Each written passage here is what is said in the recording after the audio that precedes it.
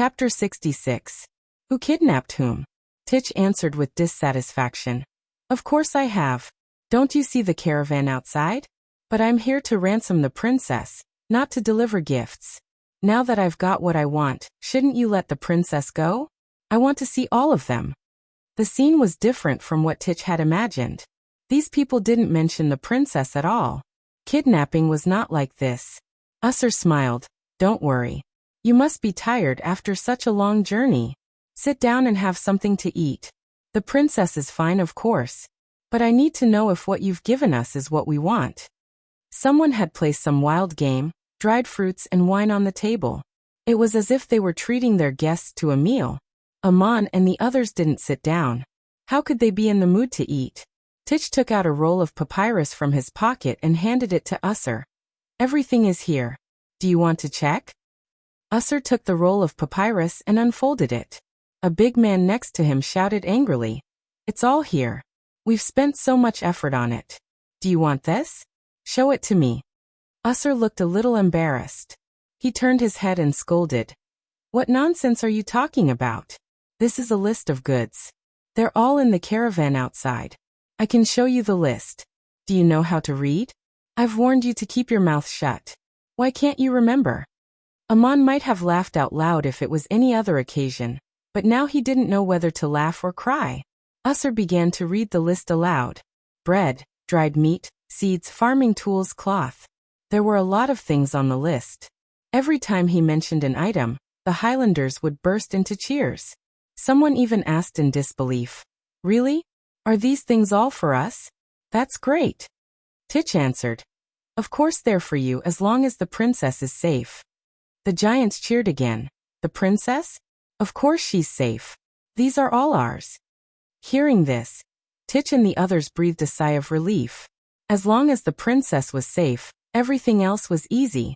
The last item on the list was a large sum of money. Titch asked, I know what you want. But how much do you want? The messenger did not say how many. A giant with a beast's tail on his head interrupted. Of course it'll cost a lot of money.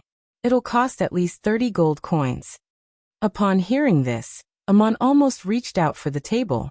30 gold coins was indeed a large sum of money to an ordinary person, but after kidnapping the princess of the kingdom, having her bring a large group of carriages and asking for a bunch of worthless items, they only managed to extort 30 gold coins in cash. If Princess Sisela had heard this, she would have jumped up in anger. Was she so worthless? Although the items sent by the caravan were not valuable, there was a huge amount of them, and they were worth far more than 30 gold coins. What? You want 30 gold coins? Mayor Titch couldn't help but shout out loud, no matter how calm he was. The giant who interrupted scratched his head. Is it too much? Then, it should be at least 20 gold coins, right? Usher glared at the giant who interrupted and shouted. What do you mean by that? Is the princess of the Babylon kingdom only worth this much money?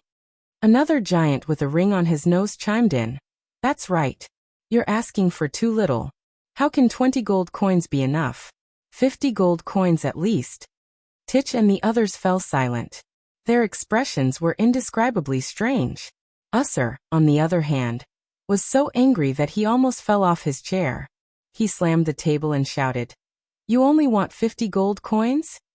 The giants finally realized that 50 gold coins were not enough. Another giant with a tattoo on his forehead said in a low, muffled voice, I told you not to talk nonsense. If I were you, I'd ask for 100 gold coins. The giants were not stupid. As soon as they saw that the situation was not right, they started to raise the price. Mayor Titch quickly waved his hand. 100 gold coins it is.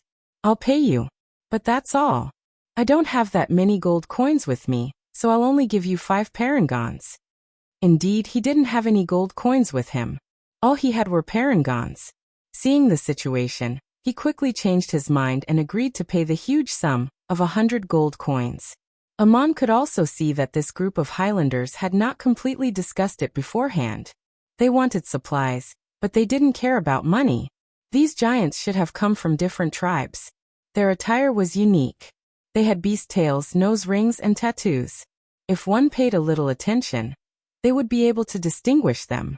The giants in the tent were all the leaders of the tribes, and the three who spoke just now should be the leaders of the three tribes, equivalent to the chiefs of the tribes. It was a headache to organize these people together. Usher looked like he was already having a headache. When the giants heard that Mayor Titch was going to pay 5 parangons, they started to argue again. 5 parangons. How are we going to split it? Who gets 1 and who gets 2? Their voices were so loud that the tent buzzed with noise. Usher couldn't bear it anymore. He took out his short cane from his waist and knocked on the table. Stop arguing. I have the final say. 6 parangons, 2 for each of your tribes. Then he turned to Mayor Titch. The last condition is 6 parangons. Hand them over now. 6 parangons were much less than what Mayor Titch had expected, but he didn't dare to take them out too quickly. He complained. You've gone too far, from 20 gold coins to 6 parangons. I'm here to save the princess, so I'll give you the money first. He put the 6 parangons on the table one by one. The 3 chiefs took them away immediately. They held them in their hands and looked at them carefully, grinning from ear to ear. Usher glared at them angrily, then turned to Mayor Titch and said, You've paid the money. You should hand over the rest of the things one by one, right? Madanzo, who had been silent all this time, couldn't stand it any longer. He shouted, You've already paid. Where's Princess Sisela? Hand her over, and we'll give you the things. Usher shook his head. No. What if you take the princess away and go back on your word? Gakate chimed in. This is your territory. The things have been delivered to the mountain. How can you take them away so easily? We're sincere, but you can't negotiate like this. First, we need to know where the princess is and whether she's safe. One of the chiefs put away the parangons. Of course the princess is safe. She's fine now, but we need her permission to bring her here. Hearing this, Titch and the others were shocked. Usher knocked on the table again. I told you to shut up. Shut up, or I'll leave you be. Seeing that Usher was really angry, the 3 chiefs quickly nodded. All right, we'll stop talking. We'll listen to you. You said that you can get me everything I want with a message. Someone has delivered the things to the mountain. From now on, we'll listen to you. Then he turned to the other chiefs. All of you, shut up and listen to Lord Usher. The tent finally quieted down. Usher said to Titch, I've only seen this list. I haven't counted the things on it yet. We need to know if everything has been delivered. As for the princess, we'll definitely let her go after we get everything. For some reason, Mayor Titch didn't want to argue with Usher any longer. He didn't insist on seeing the princess first. He thought for a moment and said, You can count the things first. I have 3 tribes here. Divide the things into 3 portions and send someone to transport them away. When you really need to transport the things, hand over the princess and her entourage. That should be fine, right? Send someone to count the things first. We'll go back to the caravan and wait. They finally ended the ridiculous negotiation and returned to the caravan. Yulito came up to them and asked anxiously, How did it go? Did you see the princess? Is she all right? Gakate waved his hand. The situation has changed. Princess Sisela may not be in their hands. Let's go back to the caravan. Listening to the messy conversation of the Highlanders, Amon and the other 3 were not fools. They had figured out that some of the tribes had yet to capture Princess Sisela. According to the wounded warrior, the princess was trapped in a valley. The giants were desperate for something, so they sent messengers to the town to extort money from her. It wasn't easy to organize these people. Usher must have been the one who came up with the idea. They went back to the caravan and hid behind a carriage. Yulito asked Mayor Titch, If that's the case, why did you agree to let them count the things? Mayor Titch smiled bitterly. It's just our guess that they didn't capture the princess. Even so, the princess must still be trapped. You didn't see how those Highlanders negotiated today. They probably don't even know how to count their fingers. How long would it take for them to count and divide the goods? Amon chimed in. It's getting dark. They'll have to wait until tomorrow morning if they want to count the things. We can use these things to distract them. We can sneak out at night and find out where the princess is. Is she safe? Madanzo nodded in agreement. Yes, we should do that. We know where the princess is. We can sneak into the high ground under the cover of darkness. The warriors of the giants may be fierce, but they can still bypass the guards in the dark. If they really let Princess Sisela go, everything will be fine. If they go back on their word, we'll be able to save her. Yulido pondered and said, kidnapping a princess of a kingdom must be severely punished. If you don't bear the consequences, you can get a large ransom. You can only encourage and condone this kind of behavior. You must send the army of the city to destroy them. But that's for later. The princess's safety is the most important now. It's best if we don't start a conflict. Mayor Titch opened a scroll. It was a topographical atlas of Arcade. The location where the princess was surrounded was marked on it. It was an open valley, backed by a precipitous peak, surrounded by mountains on both sides.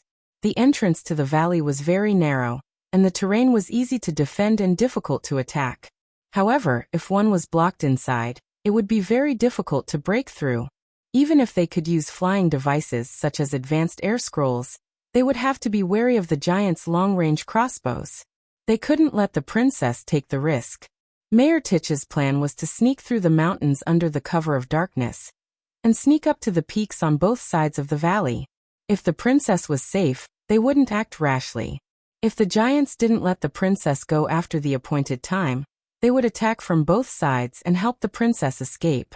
Titch had also arranged the route of retreat after rescuing the princess, but there were some disagreements when it came to assigning tasks. Mayor Titch wanted to go, but Gakate and Amon insisted that he stay. He was the leader of the group, and he had to supervise the inventory and negotiate with them if anything happened. If he left, Usher would be suspicious, so they decided to let Amon and the others go. Yulido insisted on going himself, so Gakate had to agree. Gakate insisted that the 5 of them should act alone. He said that they needed to be familiar with each other and cooperate well to sneak through the forest at night. It would be inconvenient to bring other people with them. This was more or less an excuse. Gakate didn't want to expose Yulido's identity. If anything happened, he would have to protect the princess first. The 5 of them were well trained, and they cooperated well with each other. Gakate obviously didn't care about ordinary middle-grade warriors, and he didn't want to bring along 2 burdens, Amon and Madanzo. The result of the discussion was that they would split into 2 groups. Gakate's group of 5, Amon and Madanzo, would sneak up the mountain from the left and right. If they found the princess safe after daybreak, they would sneak into the forest. Titch's appointed time was tomorrow noon. By then, they would have finished counting the loot, and the giants would release the princess. If they didn't release the princess, they would have to rescue the princess and cover her escape. With a skilled mage leading the way, it was a great advantage to travel in the mountains at night.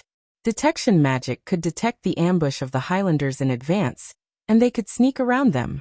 No matter how many giants surrounded the princess, they couldn't guard every place. The mountains were so vast that they could sneak into the forest. But after a night of trekking, Gakate was able to detect all the enemies from a long distance with his magic. This was not something an ordinary mage could do. Gakate was probably the only one in the team who could do this. Mayor Titch wanted to send a mage to accompany Amon and Madanzo, but Amon smiled and refused. I'm a hunter in the mountains. I'm used to chasing beasts and detecting all kinds of dangers in the mountains. That's why I dared to go into the mountains at night. I'm confident that I can sneak into the forest. Ordinary mages wouldn't be able to do this.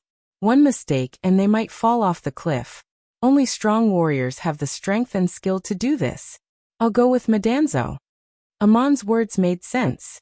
Mayor Titch didn't insist. He wished them good luck and told them to be careful.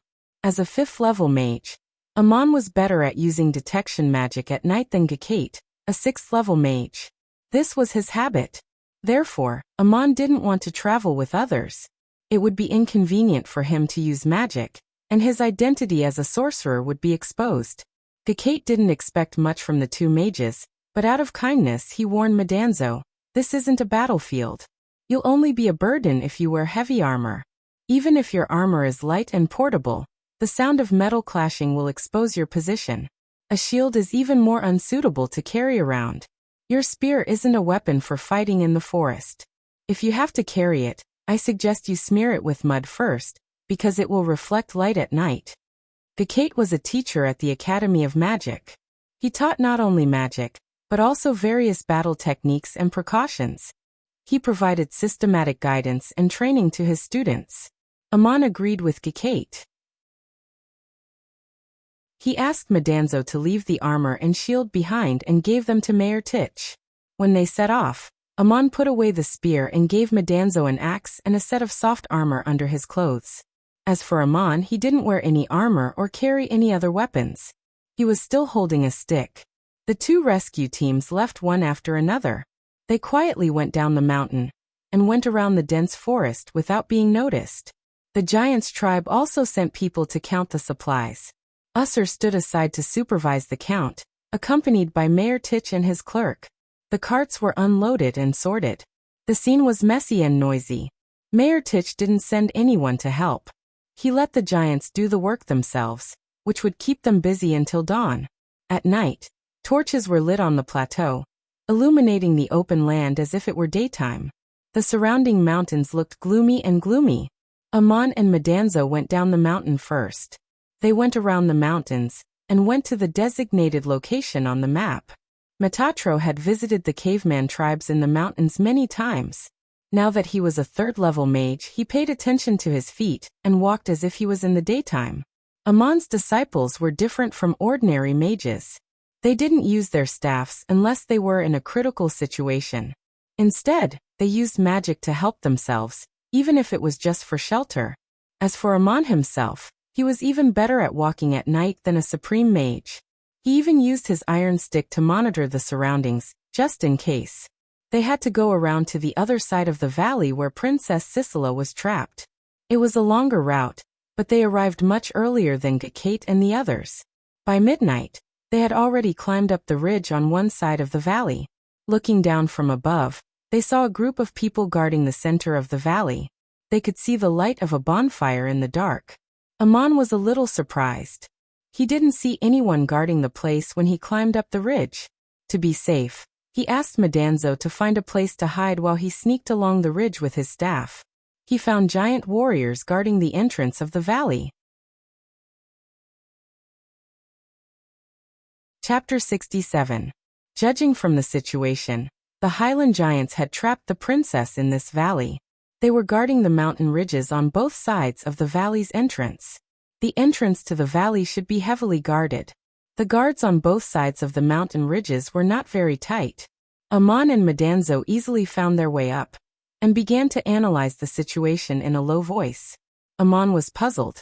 I found 7 or 8 giant archers on the mountain ridges near the valley entrance. But they were all asleep. How could they trap the princess? Metatro frowned and said, "That's not surprising. Everyone needs to rest. There must be people taking turns to keep watch at the entrance of the valley. Once they see Princess Sisela trying to break out, they'll send a signal or blow a horn. The guards will naturally wake up." Amon nodded. Yes, that should be the case. It's not surprising that we could find our way here. After all, it's surrounded by dense forests and cliffs. But the princess and the others are in the middle of the valley. They will be discovered as soon as they make a move. Metatro looked at the faint light of the bonfire in the valley and said, "Now that we are familiar with the terrain and the distribution of the guards, we can sneak in and inform them to let Princess Sisela leave the way we came from when the clouds cover the moon and the stars." Amon frowned. That may not be safe. Even if we sneak in the dark, we may still be discovered by detection magic. The foot of the mountain is an open field. How do you know that there are no mages among the guards of the giants? I think that Usher is a mage. Madanzo also frowned. Mage? He's probably a sorcerer too, isn't he? Can the sorcerers in the giants' tribe compare to you? Your magic should be able to hide your presence. I was just thinking of knocking out all the giant guards on this side of the mountain and sneaking over to bring the princess here. That would be a great achievement. Amon retorted. Is there a way out from where we came from? Madanzo sighed and said, That's right, there's no path at all. It's just a huge forest, mountain walls, and cliffs. Even the noble princess can't traverse it. I was wondering if I could carry the princess out, but it was too risky. If those savages chased after us from behind, we wouldn't be able to escape quickly. Amon asked. It might be possible to carry one person on your back, but can you still protect the princess in case of an accident? Can you take all of the princess guards from here? If not, why would they let someone carry the princess? If that would work, the guard who broke through the siege would have carried the princess out of the mountain long ago. Madanzo smiled embarrassedly. I was just thinking about it. I'm eager to make a contribution. Amon pointed to the center of the valley and said, Our advantage is that we know the distribution of the giant guards on this side of the ridge. I hope Gakate and the others can also find out the situation there. It will be much easier for us if we have to make a move. Don't forget our plan. We'll lay low until noon tomorrow. If we don't act according to plan, the others will not be able to react in time. Madanzo nodded. You're right. My Ammonius will listen to you. But can we find a way to send a signal to Princess Sisela and the others? Let them know that reinforcements are coming. Then they'll know what's going on. Amon thought for a moment and said, That's possible. Princess Sisela and the others should be able to receive my signal. As he said this, he raised his iron staff and pointed it at the center of the valley. He concentrated all his magic power in one direction, so that even Madanzo could not sense it.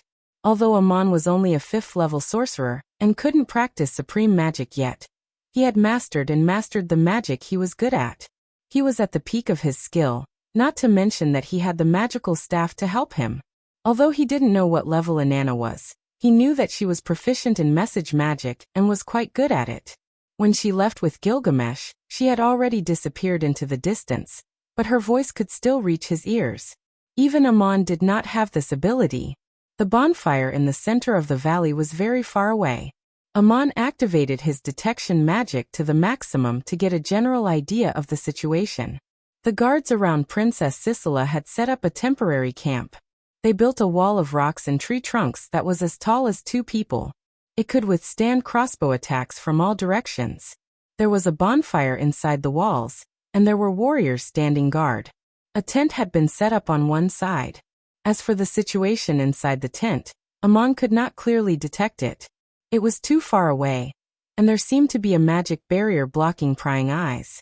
In the tent behind the wall, a man and a woman were talking. Parangons were placed in the corner of the tent to form a magic circle. It isolated the sound from the inside and outside of the tent. The one sitting in the tent was Princess Sisela. Standing in front of her was a man less than 30 years old. This person should be very handsome, but he made people feel a little uncomfortable. It was not appropriate to describe a man as coquettish. But this man's skin was too fair and delicate. His lips were red, and his eyes were narrow and long, giving him a coquettish feeling. As they were talking, the man suddenly raised his head and looked in a direction, as if he had found something. Princess Sisela asked, Perry, what's the matter? Perry narrowed his eyes. Someone is using message magic to send us a signal. It's very far away, on the ridge over there. Princess Sisela was surprised. Who is it? What kind of signal is it? Perry replied, I don't know who it is. It's impossible to sense it clearly from this distance. The person is very careful. He can restrain his magic power and direct it in this direction without disturbing the surroundings. The power is not hostile. It's just to inform us that he's coming. Princess Sisela frowned. Is it a rescue mission? Could it be a mistake? Perry bowed and said, My honorable princess, do you not believe Perry? Princess Sisela smiled again, her expression indescribably charming. My dear mage, how can I not trust you? You've successfully become a 7th-level supreme mage not long ago. Only I know about it. Why don't you announce it? Once the news is made public, your status will be very different. Perry also smiled. To be able to serve you, princess, is far more desirable than the achievements of a supreme mage. You know my ambition very well. Hiding my strength around you may be more beneficial to our plan. After all, a supreme mage is too eye-catching. There are many supreme mages in the capital, but there is only one princess like you. Princess Sisela put her hand on the back of the chair. Perry, you are a smart person. If I can achieve my goal in the future, Your future in the kingdom will be limitless. What was that just now? Did a mage sneak in to rescue us? Who do you think it was? Perry's eyes narrowed even more. In the Babylon Academy, the one who is most likely to become a 7th-level supreme mage is Gakate. He is Prince Benut's mentor, and they are close friends. This time, he followed Prince Benut through the town of Arcade. He should be the one who sent the signal. Princess Sisela nodded with satisfaction. You're really smart. You sent claws to break out of the encirclement and deliver the message. Prince Benut came with Gakate, bypassing the guards of the giant warriors and sneaking into this place. You see, when will they lose control of themselves? When the time comes, we will send our guards into the battlefield and lure them into attacking us. Will we be able to completely subdue them? Perry stroked the back of his hand. Prince Benut is really a passionate man.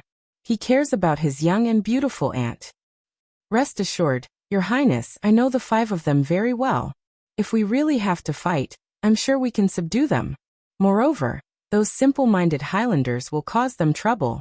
There will soon be rumors in the capital that Prince Benut took advantage of the princess's trip to bribe a tribe of Highland giants to assassinate you.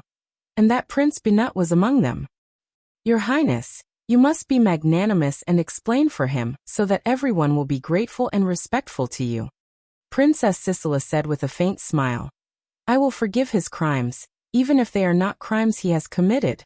Although Benut is the youngest of the princes, he is the most threatening one. He is smarter than his brothers and more popular. After this, I think his praiseworthy reputation will be called into question. Gakate has already sent the signal. We don't need to respond. Let's just wait for the Highlanders to attack them.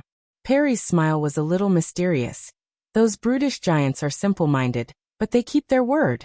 They won't let us go until the goods are delivered. And Prince Benut came down so quickly. Your Highness, when do you think the goods will be delivered? Princess Sisela answered confidently. At least 10 days. If it's just money, it's easy. But the giants want such a large amount of daily necessities. It's impossible for a small town like Arcade to send them all in 3 days. It'll take at least 10 days to report to the city-state and send guards to escort the goods. Perry said. Usser is an interesting Highlander. He has already organized the tribes so they can take the goods and leave at any time. It should be enough for them to build a new home in the faraway fertile land. You are really farsighted. You gave Usser a noble status and allowed him to learn magic, but gave him a noble fief in the Hittite kingdom. Princess Sisela stopped smiling and said indifferently, That is only the nominal territory of the Hittite kingdom. Soon, it will become a battleground for all the kingdoms. The Highlanders who are good at fighting have arrived in advance and built their homes under my guidance. Usser has promised to lead his people to build a shrine for Marduk. I think the gods will be grateful, and the kingdom should be even more grateful to have such a chess piece. In the upcoming war between the kingdoms, the kingdom of Babylon will take the initiative, and I will also become an important decision-maker. This is only the first step of the plan. If Amon could hear this conversation from afar, how shocked would he be? However, the confident princess and the supreme mage Perry had misjudged 2 things. First, it was not Gakate who sent the signal but Amon. Second, it took Mayor Titch only 1 night and half a day to prepare the goods and deliver them. Amon put away his staff and stood there for a long time, as if waiting for something. Madanzo asked in confusion, What are you doing, Ammonius? Amon replied, I just sent a signal over there with message magic to inform them that help has arrived, but I did not receive a reply. Madanzo was surprised. I'm a sorcerer too. Why didn't I notice anything? Amon smiled like a child. You're still too young. This magic is very difficult.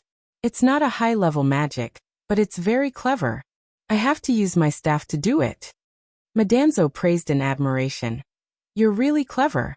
You're always a miracle in my eyes. But can they reply to you? Even if they have mages, they may not be as clever as you. Amon frowned. There's a 6th-level mage with Princess Sisela. Even if his message magic is not as good as mine, he should be able to receive the signal. I know Princess Sisela. She also knows magic. I don't know much about other things, but message magic is definitely better than mine. Maybe they don't know who we are. I don't have the ability to speak directly in their ears. Maybe they don't want to expose our location. In that case, let's move to another place. Amon led Madanzo to a place closer to the mouth of the valley, not far from the archers of the giant tribe. If they were to attack at noon the next day, they could eliminate the archers first and eliminate the biggest threat. Hopefully, Gakate and the others were doing the same thing on the opposite peak. They could attack from both sides and occupy the mouth of the valley. Then they could cover the princess's escape. While Amon was lurking quietly in the mountains, the inventory of the supplies on the plateau was still going on, and the powerful giants were sweating profusely. They could carry a carriage on their shoulders, but they were not good at counting and sorting. Fortunately, Usher was there to give them orders. Otherwise, it would have been a mess. Mayor Titch was chatting with Usher, trying to get some information out of him. He was very curious about him, so he asked with a concerned look, "Usher, are you also a giant? You don't look like one, but they all listen to you." Usher looked a little embarrassed. He answered grumpily, "Why do you always ask me this question? I'm really a member of this tribe, except that I'm a little short. I was laughed at when I was a child, so I decided to leave the mountain and learn magic before returning to my tribe." Then he changed his tone and said proudly, "Now my people worship me very much. They elected me as the leader of the united tribe. They think I'm the smartest and the most capable of them all." Titch hurriedly said, "I see. My apologies for not recognizing you. You even dared to kidnap the princess of the kingdom. Let me ask you one more thing. Are you a sorcerer?" Usher shook his round head and said, "No, you misunderstand. I am a real second-level mage. I have received the permission of the shrine. In the main shrine of Marduk in the capital of Babylon, there is a record of me receiving the power awakening ritual." This time it was Titch's turn to be shocked. He was tongue-tied for a long time before he asked, "Really? You're a respected mage? That's unbelievable." Usher turned his head and stared at Titch with his round eyes. "What's so unbelievable about that? Mayor, if you don't believe me, you can go to the main shrine of Marduk in Babylon City and check their records to see if my name is there." Titch was just the mayor of a small town. He didn't have the authority to go to the main shrine of Marduk in the capital to check the records. Whether Usher's words were true or not, it would only annoy him. Titch replied with a sullen face, "I'm talking about what you're doing now. Since you're a respected mage, you must have a hereditary title. Why would you kidnap the princess of the kingdom? This is betrayal. Even if you want to do something for your people, you can't do it like this. They are stupid. Are you stupid? It will only lead to disastrous consequences for the tribes." Usher puffed out his chest and said, "Of course I have a reason. It's actually, I can't tell you. It's a secret." Suddenly, he seemed to realize that he had said too much. If he continued, he would spill the beans, so he stopped talking. No matter what Titch said, Usher would always change the topic and not talk about the topic anymore. At dawn, Gakate, Yulido, and the other 4 mages finally climbed to the ridge on the other side of the valley. They hid in the dense forest to rest. There was a trace of tiredness in Gakate's eyes. He sat there quietly without saying a word. Looking at the others, they were all in a sorry state. There were small cuts on their clothes made by tree branches and rocks. Especially Paley, Gakate's student. His pants were torn and his ankle was sprained. He even licked a wound on his leg. Fortunately, he used magic in time to heal himself. They were all pampered nobles in the capital. This was the first time they had to travel through dangerous mountains at night. Compared to Amon and Madanzo, who were used to doing this, it was already admirable that they were willing to endure such hardship. After a short rest, Yulido said to Gakate, "The guards here are not strict. There are no giant warriors nearby." Gakate pointed to the surrounding terrain and said, "The giants can't guard every corner of this vast forest. There is no other way out. You can't get out of here if you're not familiar with the terrain. Hide yourselves and don't move. I'll check the surroundings. It's almost dawn. Be careful." Gakate quietly searched along the ridge with his staff in hand. The situation here was similar to the one on the other side. On the ridge near the mouth of the valley, there were about a dozen archers of the barbarian tribe. Gakate didn't dare to go too close. He quietly retreated and discussed with Yolito for a long time. Their conclusion was similar to that of Amon and Madanzo.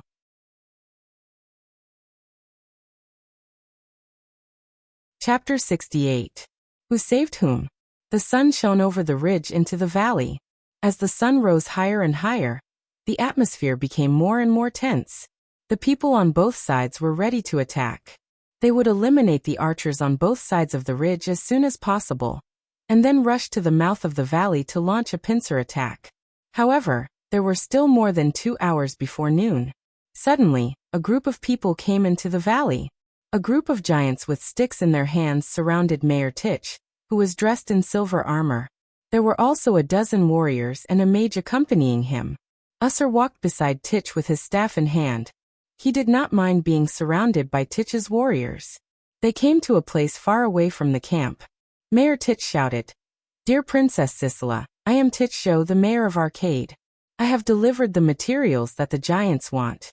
They have agreed to let you go. I have come with my warriors to escort you." Usher also shouted, "Your Highness, the town of Arcade has prepared the materials we want. They have been delivered. We are people who keep our promises.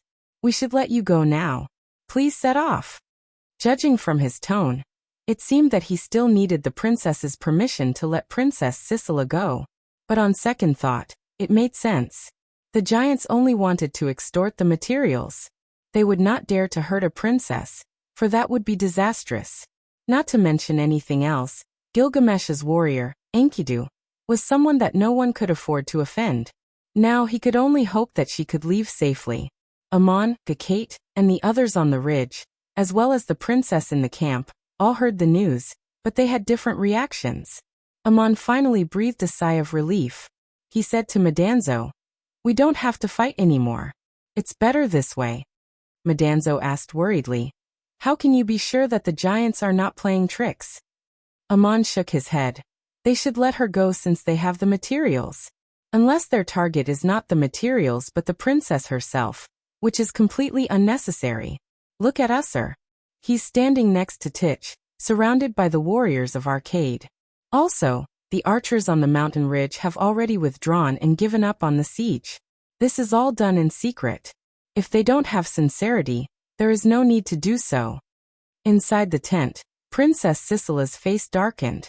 The string of beads in her hand broke into pieces. She cried out, "How could there be so many supplies? How could a small town like Arcade prepare them all? Taking livestock, food, farming tools, seeds, and cloth from house to house will deprive the residents of most of their winter supplies. It will definitely cause a revolt. Even if we forcibly collect them, it will be impossible to complete the task in 3 days." Perry's face darkened as well. But it seems that Mayor Titch has done it. He's a rare talent. If that's the case, a mayor of a small town should have the ability to govern a big city. Those simple-minded giants are trustworthy. They said they would release you as soon as the goods are delivered. What should we do now? Princess Sisela gritted her teeth. Since we're putting on a show, we must put on a good show. Let's go. Perry's eyes were gloomy. I'd like to see what kind of person the mayor is. He ruined your plan. Princess Sisela suddenly smiled faintly. My dear Supreme Mage, you shouldn't think like that. He did his best to save me. That shows his loyalty and ability. There aren't many people like him. We should take this opportunity to thank him and win him over. Then we should train him well. It's an unexpected gain. Perry hurriedly bowed and said, Princess is wise. He is only the mayor of a small town. If he receives your praise and nurture because of this matter, he will be loyal to you wholeheartedly. He will become a very useful person to us in the future. But what about Prince Binat? Should we give up on our original plan? If we do that, he will become the hero who saved you. That's the opposite of our original plan. Princess Sisela answered expressionlessly. We can only play it by ear. We don't know if they came with Mayor Titch. If they're still lurking around when we go out, it'll be easy to cause a misunderstanding. You can pretend to notice something amiss and attack the enemies lurking around. We can still get them involved. Who knows if they're lurking in the dark to assassinate us? It's impossible not to arouse suspicion. When the time comes, I can explain to them generously. I won't hold them accountable for their malice. I'll just express my gratitude and let the people in the capital talk about it. Perry nodded. You're wise, Your Highness. I'll inform my men to prepare for this. Let's go. Prince Binut, who had changed his name to Yulido, didn't know that he had fallen into a well-planned trap. He frowned when he heard the conversation between Mayor Titch and Usser. He said to Gakate, Let's go down and meet up with Mayor Titch. We shouldn't hide here anymore. Gakate hesitated. How can you be sure that the giants won't trick us? If anything happens, we'll be able to deal with it in secret. Prince Binut frowned. If we don't need to do anything, it'll be hard to explain if we're discovered. Have the archers over there retreated? If they're gone, we can go down. The giants won't be able to trick us. Besides, we've already got what we want. There's no need to hurt the princess. We'll meet up with Princess Sisela's guards. As long as we get out of the valley, we won't have to worry about anything. When Perry walked out of the camp with his staff and 8 guards protecting Princess Sisela, a group of people came down from the ridge on the left. Gakate was no longer in the lead, but Prince Binut with a long sword at his waist. The giants were shocked and shouted, Hey, why are you guys here? I didn't see you just now. Prince Binut bowed. We came with a large group of people, hiding in the dark to prevent any accidents. Since you've kept your word, we'll come out to welcome the princess and escort her out. Usser was startled. He turned to Mayor Titch. You're really something. You've already sent your men here to ambush me. Are you worried that I'll go back on my word? There's no need for that. Look at my men. Which one of them would play such a trick? Mayor Titch smiled. It's better to be safe than sorry. I have to ensure the princess's safety. These are the warriors I recruited from the town. Prince Binut led Gakate and the others down the mountain, but he didn't meet up with Mayor Titch. Instead, he went straight to Princess Sisela. He knelt down on one knee and saluted her. Your Highness, my dear aunt, I'm so relieved to see you safe and sound. His entourage also knelt down and put their weapons on the ground. Princess Sisela and Perry's faces darkened, as if they had been punched in the face. But the princess soon put on a charming smile and asked in surprise, Binut, my dear nephew, how did I meet you here? Binut answered respectfully, I was on my way to visit the battlefield where Humbaba was killed by Gilgamesh and Enkidu. When I passed by the town of Arcade, I saw the mayor recruiting warriors. I learned that you were kidnapped by the giants, so I disguised myself as a warrior and came here to save you. While they were talking, 2 people were dumbfounded. Mayor Titch was also dumbfounded. He knew that the young warrior Yulido was not an ordinary person, but he never thought that he was Prince Binut, the youngest nephew of King Hammurabi II. It was said that Prince Binut was an indifferent person and rarely got involved in the complicated power struggles in the capital. He spent most of his time making friends and hanging out, but he had a good reputation in the kingdom. I can't believe I recruited His Royal Highness to join the escort team, and even gave him orders as the leader of the team. Amon was also dumbfounded. It turned out that he had been mistaken all along. Although he was far away from the princess, he could see her face clearly. She was a lovely girl, but she was not Yun Numna. The reason why Amon was willing to get involved in this mess was not because he wanted to be a hero or be rewarded by the kingdom, but because he wanted to help Yun Numna. He always thought that Princess Sisela was the girl he met in Som. Madanzo pushed him from behind and said, What's wrong, Ammonius? Princess Sisela has come out, and the escort team has already met up. Shall we go down now? Aren't you Princess Sisela's friend? Can you introduce me to you later? When he saw Mayor Titch wearing the armor he left behind, and Prince Binut suddenly appeared in the crowd, he could not help but want to go down the mountain. If he did not show up soon, the limelight would be stolen by someone else. Amon was startled for a moment. He explained with a bitter smile. I was mistaken. Princess Sisela is not the girl I know. She can't possibly know me. Please introduce yourself when you go down the hill. Madanzo was tongue-tied. My God, you're really something. How could you make such a mistake? He whispered to Metatro. Princess Sisela isn't who I thought she was. We can't admit that I was the one who sent the magic signal yesterday. She doesn't know that I'm a sorcerer. We can't expose ourselves in this kind of situation. Metatro and Metatro walked down the hill. Amon suddenly realized something and whispered to Metatro. Princess Sisela is not who I thought she was. Medanzo also realized the problem. He nodded. Thank you for reminding me. I almost didn't think of it. While they were talking, Princess Sisela was walking towards Prince Binut. Perry whispered in her ear. Your Highness, something is wrong. Gakate and his men came down from the left side of the mountain. The message we received last night came from the right side of the mountain. There must be another mage lying in ambush here. Princess Sisela's eyes flashed, but she did not say anything. When Amon and Medanzo reached the valley, Mayor Titch had already led the warriors to kneel down and salute the princess. Princess Sisela helped the warriors up one by one, thanking and praising them. Supported by the princess's slender arms and listening to her gentle words of comfort, the warriors felt as if their bodies were as light as a feather. The exhaustion of the past 2 days and 2 nights seemed to have been swept away. Princess Sisela saw Medanzo and Amon as they approached. She walked out of the crowd and greeted them. Are there 2 more warriors here? Thank you for your bravery and heroic actions. I will always be grateful. Medanzo and Amon also knelt down. Before their knees touched the ground, Princess Sisela reached out and held Medanzo's arm. Please rise, warrior. You are the hero of the kingdom. You are my savior. Sisela will be grateful and repay your kindness. The warrior behind me, please rise as well. Her face was less than 2 feet away from Medanzo's as she spoke. Her fragrant breath touched Medanzo's face. Her voice was like the most beautiful music in the world. Her face was like the most beautiful face in the world. Medanzo was stunned for a moment. He hurriedly collected himself and lowered his head.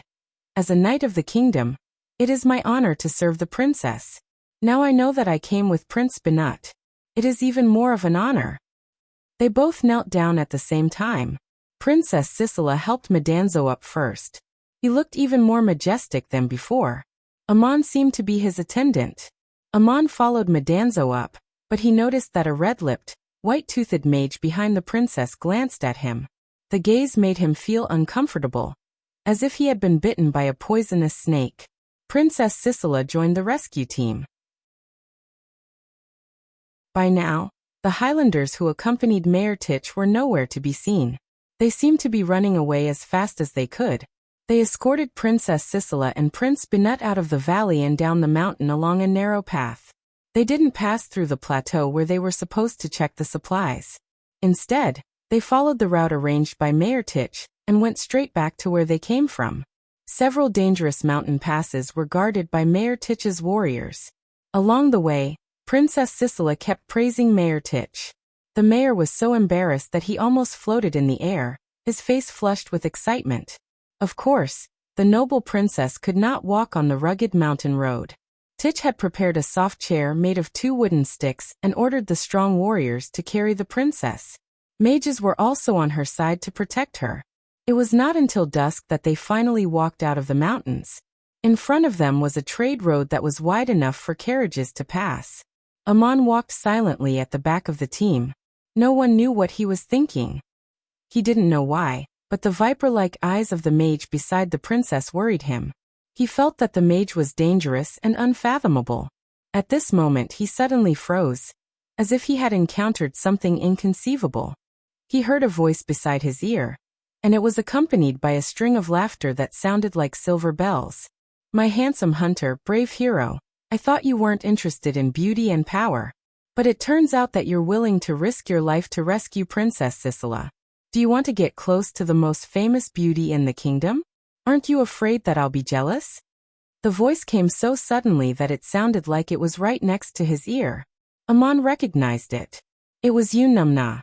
Looking around, Amon saw that no one else reacted. He was probably the only one who had heard Inanna's words. What a brilliant message transmission magic. Amon didn't know where Inanna was and couldn't answer her. He couldn't help but feel a little strange. He had to pretend that nothing had happened, and continued to follow the team. Since Yunamna had spoken, there must be something else. Amon decided to listen to her. Sure enough, Yunamna's voice came again, as if it was directly in his head. My little Amon, you're a lost sheep in my flock. It took me a long time to find you. You must be curious about who I am, right? If you want to know, please ask your friend to leave and find me in the tribe of the Highlanders alone. The giants have left. I'll wait for you there. I'll tell you what happened and what fate awaits you. It seemed that she wanted Amon to send Madanzo away and return to the Highlanders alone to find her.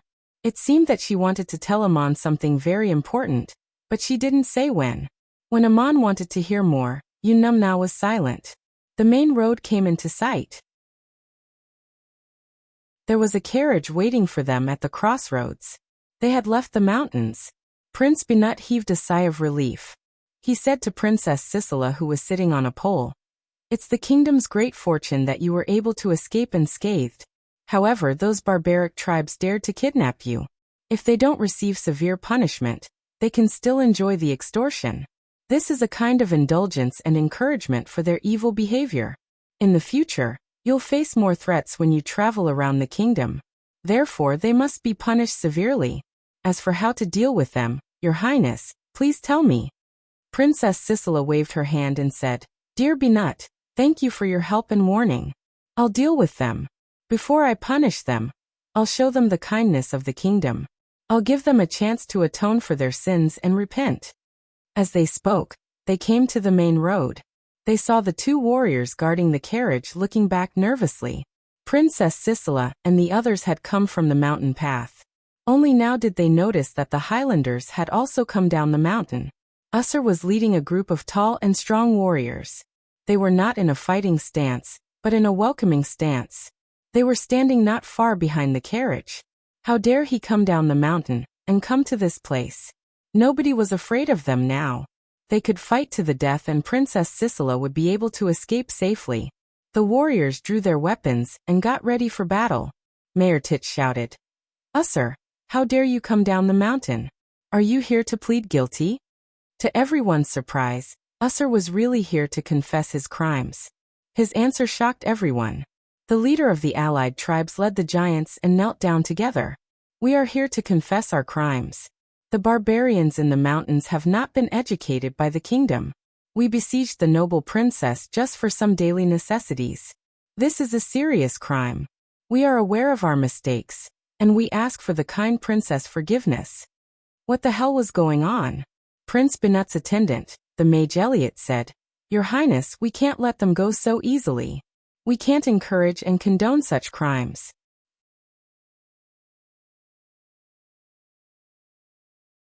Chapter 69. Notice of book activities and asking for monthly votes. In recent years, I have been obsessed with sharing the stories in my novels with my fellow readers. Every day, I am immersed in the plots and characters of the story world. It seems that I have neglected something that many people think I should be doing, but I have no regrets. Updating my writing every day is what I am most willing to do, and what I am devoting myself to doing. Apart from writing, my fellow readers have been very enthusiastic about communicating with each other, and I have organized many activities. Unfortunately, time and energy are limited, and I have not been able to have more exchanges and discussions. After finishing Earthmaster, and before the release of Dubhe, I traveled to Nanjing, Chengdu, and other places, drinking with my fellow readers whom I have only heard of for several years, but have never met in person. Even now, I am still reminiscing about it. It is a pity that I was in a hurry at that time. In order to celebrate the release of the new book, a series of book friend activities will continue.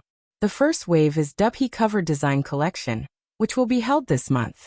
The second wave is Beijing Book Friends 5 Pots of Orchid Fragrance Gathering, which will be held on the 24th of July. For those readers who are interested, please refer to the detailed pinned announcement in the book review section. It is already the middle of the month that my new book has been on the list. Normally, I do not wish to disturb your reading, so I am not asking for many votes. But as mentioned before, the purpose of the list is to let more people who like this book have more opportunities to read it. I would like to use this single chapter to sincerely ask for monthly votes from all my fellow readers. I hope that everyone will support me with your monthly votes. Many thanks. Young Master Su Shengji.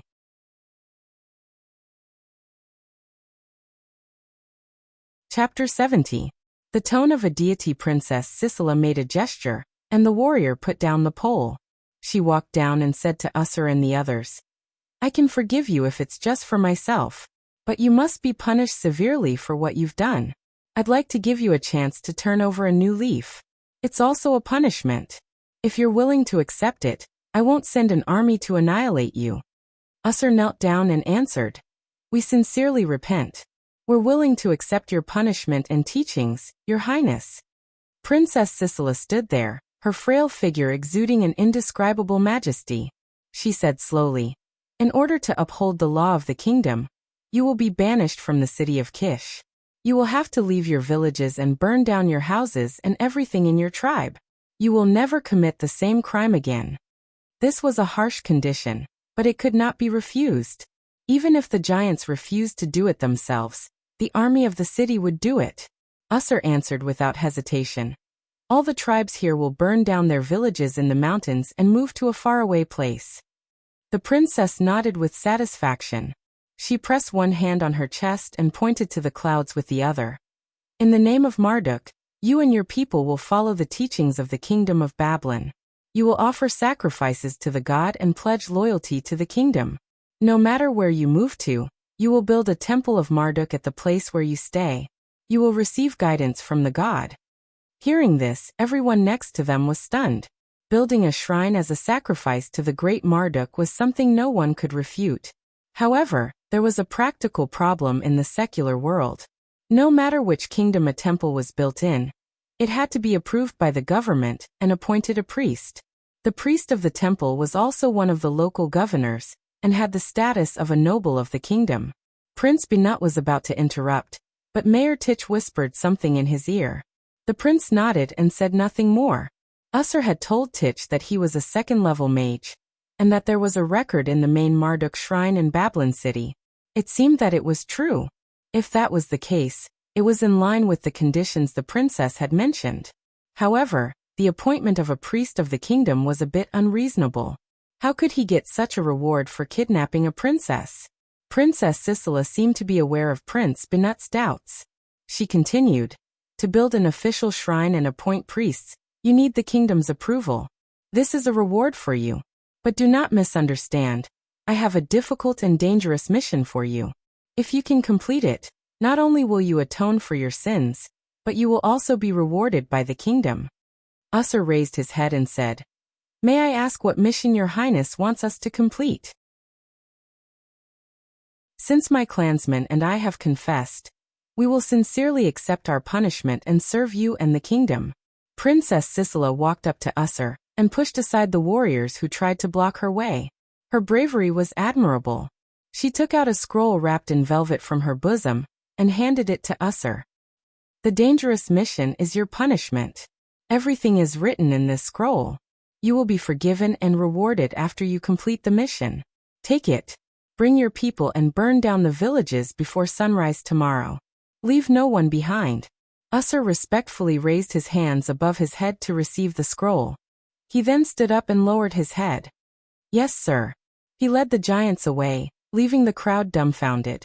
Everyone knew that as soon as the princess returned to the city, the army would come to annihilate the giants. But running away on their own was completely different from accepting the princess's punishment. The princess had ordered them to burn down the villages and move before sunrise tomorrow. But the army would not arrive so soon. This was the majesty of Princess Sisela. She was besieged by the giants, but with her courage and charm, she made the barbarians obey her orders and accept their punishment willingly. This was an achievement worthy of admiration and worship. It was unknown who was the first to start cheering, but soon after the cheers became one. Everyone was praising the princess. Perry was very satisfied. This was supposed to be a play. Although it did not go according to plan, the last scene was a success. No one knew what mission Princess Sisela had given to the giants, but it was not appropriate to ask. The crowd escorted the princess back to the town of Arcade. Princess Sisela and Prince Binut had come to the small town at the same time, and the warriors of the town had become the heroes of the kingdom. This was a glory that had never been seen in Arcade for 100 years. This day was destined to be a grand festival. People celebrated spontaneously. Excited cheers and songs could be heard in every corner of the town. More than half of the daily necessities in the town had been collected overnight. If they were not replenished as soon as possible, it would affect the residents' ability to survive the winter. As for the farm tools and livestock, they had to be compensated before spring. Otherwise, it would affect the next year's farming. Princess Sisela generously expressed that she would take care of everything. She immediately sent an envoy to the city of Kish with a list of necessities, and returned them to the residents of Arcade. Although the necessities of the giants were numerous, they were not expensive. They were only worth a few dozen parangons. If they were in a big city, they would be able to purchase them in no time. In addition, Princess Sisela provided the list of all the warriors who had participated in the rescue to the city of Kish. Mayor Titch was promoted to 2 ranks. Although Titch was still the mayor, his position was already comparable to that of an official in a city-state. Apart from the lord of the city, each city-state also had its own financial department, archives department, justice department, agriculture department, and other departments to manage the government affairs. The officers of each department were called financial officer, clerk, justice officer, property officer, etc. The deputy officers of each department were at the same level as Titch. This was just the beginning. With Princess Sisela's appreciation and support, Mayor Titch had a bright future ahead of him. There were a few heroes in the rescue team who deserved special rewards. Benut and his entourage did not need to be rewarded, as that was the business of the royal family. However, Madanzo and Amon had to be rewarded handsomely. Titch cleaned up his house for Princess Sisela, and asked the chief priest to clean up his courtyard for Prince Benut's stay. The place where Princess Sisela would meet and reward the 2 brave warriors was in the shrine of the town, in the side hall with the relief of Goddess Murin. They were called in alone for a cordial audience with Her Highness. First Amon. After the salute, Princess Sisela gave him a seat. She smiled at him and asked, "My hero, you are Amon, right? May I ask where you are from? The kingdom needs talents like you, and I would like to thank a hero like you." In front of Princess Sisela, beside her stood the mage Perry, and behind him was the sculpture of Murin. Amon felt a little uncomfortable, as if he was being pierced by all kinds of eyes. He bowed and answered, "I'm a hunter from the deep mountains. I practice body arts to catch prey, so I'm used to traversing the wilderness. This time, Mayor Titch recruited me to rescue Her Highness, and the giants were convinced by your majesty. I'm ashamed that I didn't do much." Princess Sisela waved her hand. "Don't say that. I wouldn't have come back safe and sound without your protection. What kind of reward do you want? As long as it's within my power, I'll try my best to grant it." Perry placed 2 plates in front of Amon, one with 2 parangons and the other with 40 gold coins. He said calmly, "These are not your reward but the gratitude of the city. I don't know if it's more convenient for you to use parangons or gold coins. You can take any plate you like." Amon did not stand on ceremony. After thanking him, he reached out and took the 40 gold coins. Perry looked a little confused, but he didn't say anything. Princess Sisela was still looking at him with a smile. "My brave warrior Amon, you haven't told me what you want." Amon shook his head. "I accepted the mayor's offer of my own free will. I don't need any extra reward from you." Princess Sisela shook her head. "No, you must accept it." Perry reminded him, "Amon, this isn't just about you. If you don't accept the princess's gratitude, what will happen to the other warriors? If the princess doesn't thank the brave warrior who saved her, what will the people of the kingdom say? It's about the princess's reputation. You must accept it." Princess Sisela smiled. "You don't have to be so strict, Perry. Amon is just a hunter in the mountains. He doesn't know many things." Then he said to Amon with a pleasant expression, "My brave warrior, I sincerely want to thank you. Please tell me, what is it that you want the most in your heart?" Amon raised his head and looked into her eyes. "Thank you for your generosity, my beautiful princess.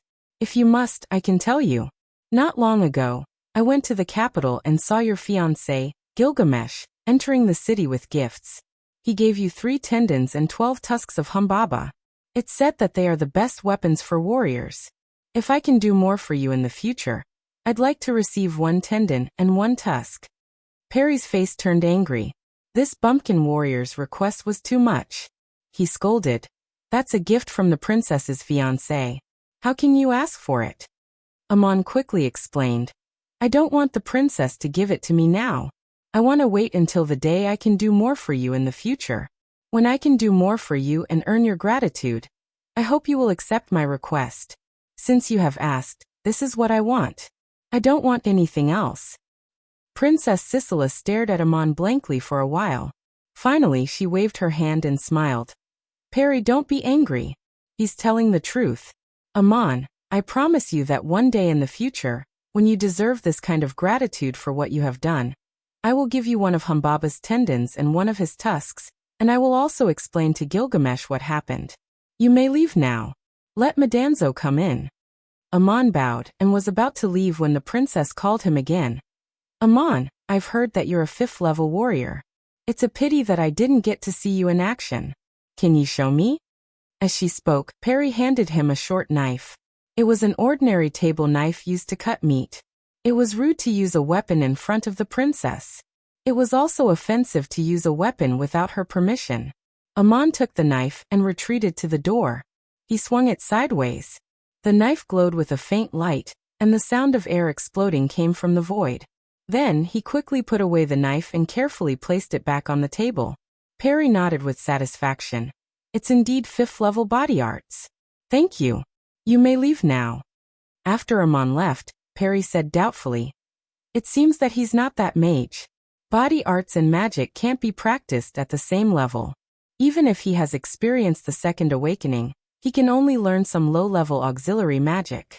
The one who sent the signal in the mountains that night must be at least a 6th-level mage. Could it be Madanzo? Princess Sisela also smiled. It doesn't look like Amon. Didn't you test him? He took the gold instead of the parangons. That's not the habit of a mage. What an interesting man. He dared to look me in the eye when he spoke, but he didn't feel uncomfortable at all. He asked for the parangons in such a calm manner, just like a god. Perry sneered. He's just a country bumpkin. You don't have to be angry with him, Your Highness. Princess Sisela smiled. I'm not angry. I just think he's an interesting man. When Madanzo came in, Princess Sisela straightforwardly asked him to show off his skills as a 4th-level warrior. Madanzo took the knife, waved it in the air, and handed it back to Perry. When the gold and parangons were served, Madanzo took the parangons without hesitation, for it was more convenient to carry them around. When Princess Sisela asked him what he wanted most, Madanzo thought for a long while, and then knelt down. To tell you the truth, Your Highness, I am a resident of Babylon City. My great-grandfather was a 6th-level mage in Marduk's shrine. But over the years, my family has lost its glory. In my generation, we have not only lost our territory and hereditary titles, but also lost our noble status. The last wish of our ancestors is that our descendants can reclaim our family's glory. Please tell me what I should do, Your Highness. Princess Sisela looked at Madanzo and smiled happily. Although I don't have any real power, as a princess of the kingdom, I can bestow upon you the status of a noble. You have made such a great contribution. All you need to do is to inform me when I return to the capital. From now on, you are Lord Madanzo. You can be exempted from taxes. But you will have to wait until I return to the capital to officially become a noble. As for the hereditary titles and territories of your ancestors, it won't be easy to restore them, unless you can make real contributions to the kingdom in the future. Madanzo said gratefully, Yes, I understand. As long as my noble status can be restored, Your Highness, it will be enough. From now on, I will have to rely on myself. Princess Sisela asked again, You can follow my caravan back to Babylon City, or you can take the document I signed to the governor of the Archives Department. I won't be staying in this town for long. I will leave by the city of Kish the day after tomorrow. Brave warrior, will you escort me all the way to the capital? You are the witness of this incident. I wish to bring you back to the capital. Madanzo answered, I am very willing to follow you back to the capital, Your Highness. But I have an appointment with a friend, and we happen to pass by the town of Arcade. I need my friend's permission to leave without permission, or I will be breaking my promise. Princess Sisela blinked her eyes and said, "Oh, your friend is Amon? Then you can discuss it with him and tell him it is my idea. I will leave the day after tomorrow. You can follow me when you decide." When Madanzo was about to leave, Princess Sisela stopped him again and asked, "My lord, how did you meet Amon? And how did you become friends? He claimed to be a hunter in the mountains. How did he meet you?" Madanzo was a little embarrassed, but he answered cautiously, "I don't mind if you laugh at me, your highness. I used to travel to the mountains in the Euphrates Valley, trading with the dwarfs who are good at smelting. I earned some money to support my family. That's where I met Amon." Perry was interested. "Is Amon a dwarf too?" Madanzo answered, "No. I was attacked by a wild beast in the mountains and almost lost my life. He happened to pass by and saved me. That's how we met." Princess Sisela's eyes lit up. She rose to her feet and said, "My lord, if you're on good terms with the dwarves, I have a glorious mission for you. You may even have the chance to restore your family's title and territory." Madanzo raised his head excitedly. "Yes, I am. I'm sworn friends with the chieftain of a large dwarf tribe. What glorious mission would you like to give me, your highness?" Princess Sisela was not in a hurry to answer. She waved her hand and said, "When you return to the capital, you can come to me directly and tell me your name. It would be even better if you could come with me. You can leave now and settle your own affairs first." After Madanzo left, Perry frowned and said, "It seems that he is not the mage. He is indeed a 4th-level warrior. Someone is spying on us in the dark. We must be careful and return to the capital as soon as possible. Your plan is beneficial to the kingdom. Don't worry about the king finding out about it. But before the plan is carried out, your political enemies must not know about it." Princess Sisela nodded solemnly. "Maybe he's a court mage sent by the king to protect me in secret. He's both a guard and a supervisor. Pay attention to him, and see if you can find him. We'll pretend we don't know anything for now." Perry asked again, "You sent Usher to lead the giants to carry out the plan. Are you also planning to use this Madanzo to mobilize the dwarfs? We've just met him. I'm not sure if he's reliable."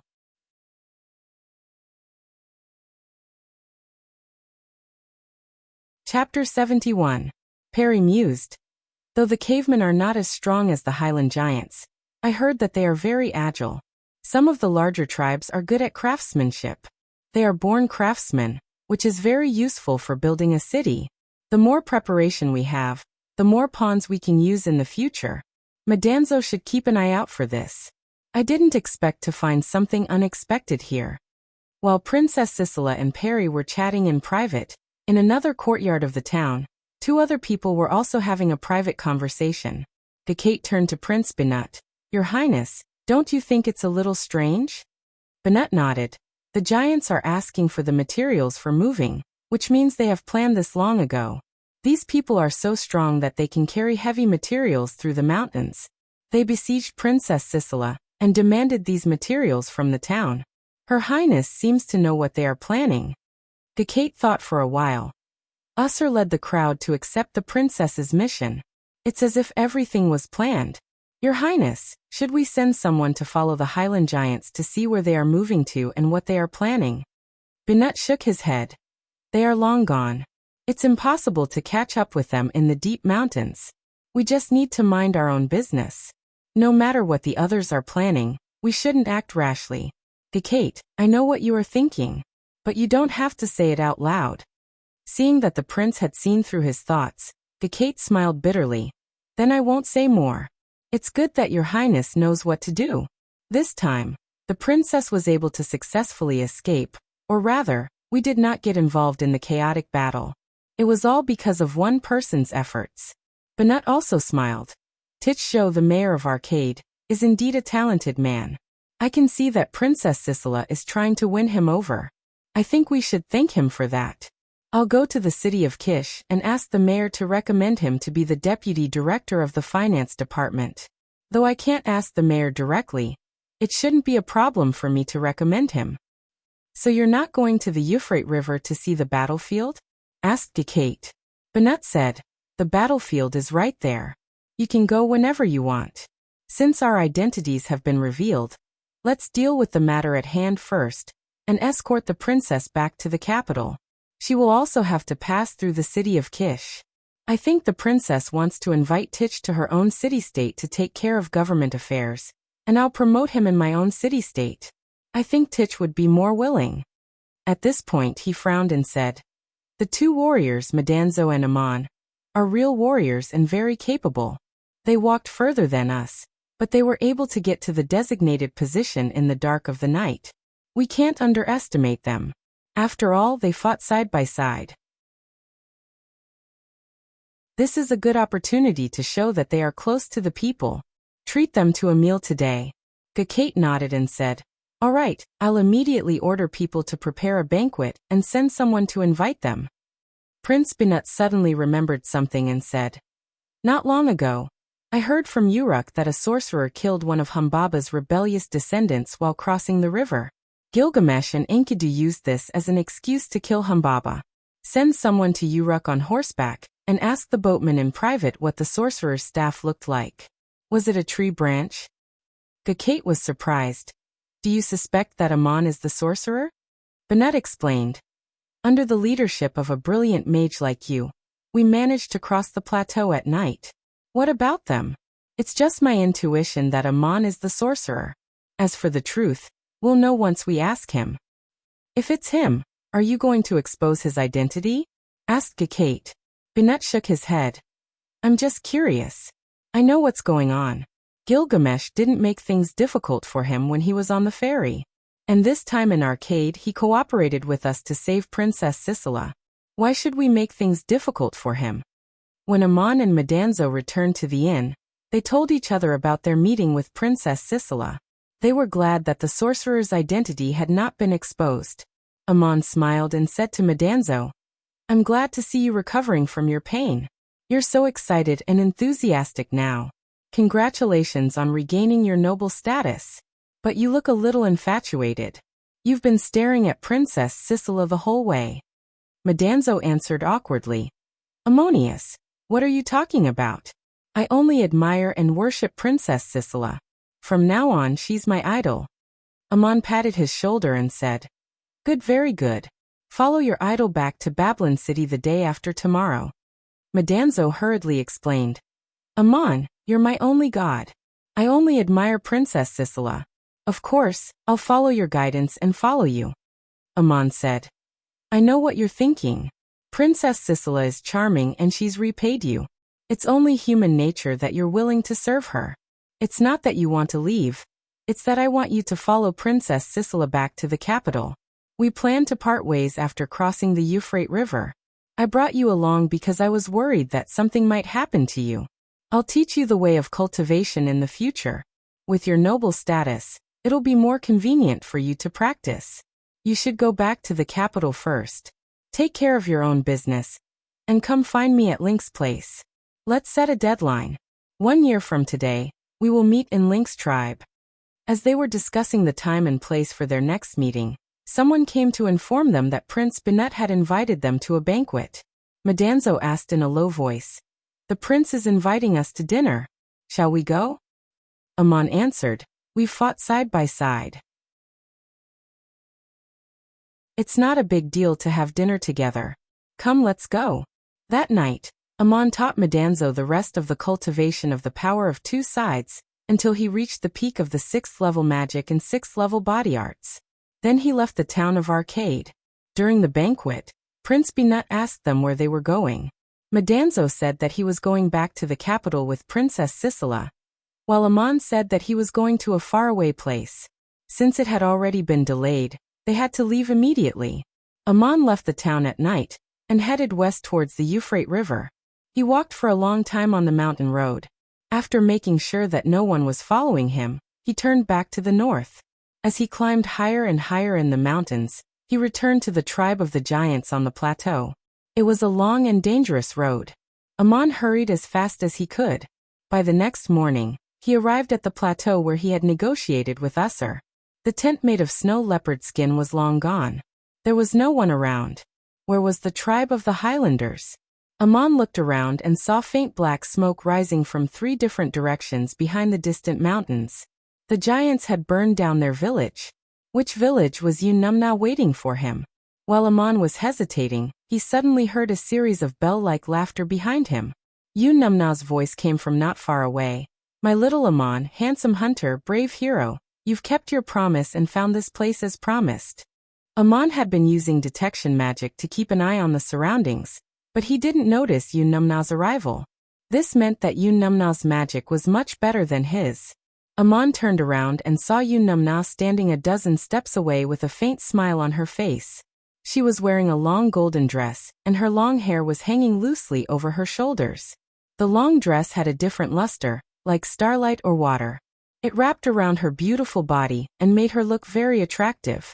Amon leaned on his staff and bowed to her.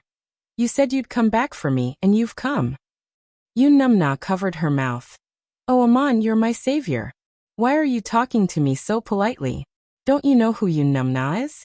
Why did you get involved in Princess Sisela's trouble? Amon told the truth. Saving Princess Sisela is not a big deal.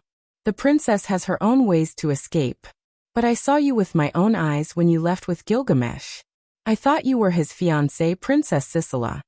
Inanna let out a burst of happy laughter. Her skirt swayed as she laughed. So that's what happened, my little Amon. You are so cute. People always beg for my redemption. But no one has ever saved me. You're the first one who said that and did it. It's a misunderstanding, but I'm very happy. I'll never forget your kindness. Amon hurriedly explained. No, you've helped me before. Enkidu knows that I'm a sorcerer, but he told me that it was because of your protection that I was able to pass through Uruk safely. You made up for the loss on the ferry. He didn't make things difficult for me. His expression was solemn as he spoke. He did not approach Yun-Numna.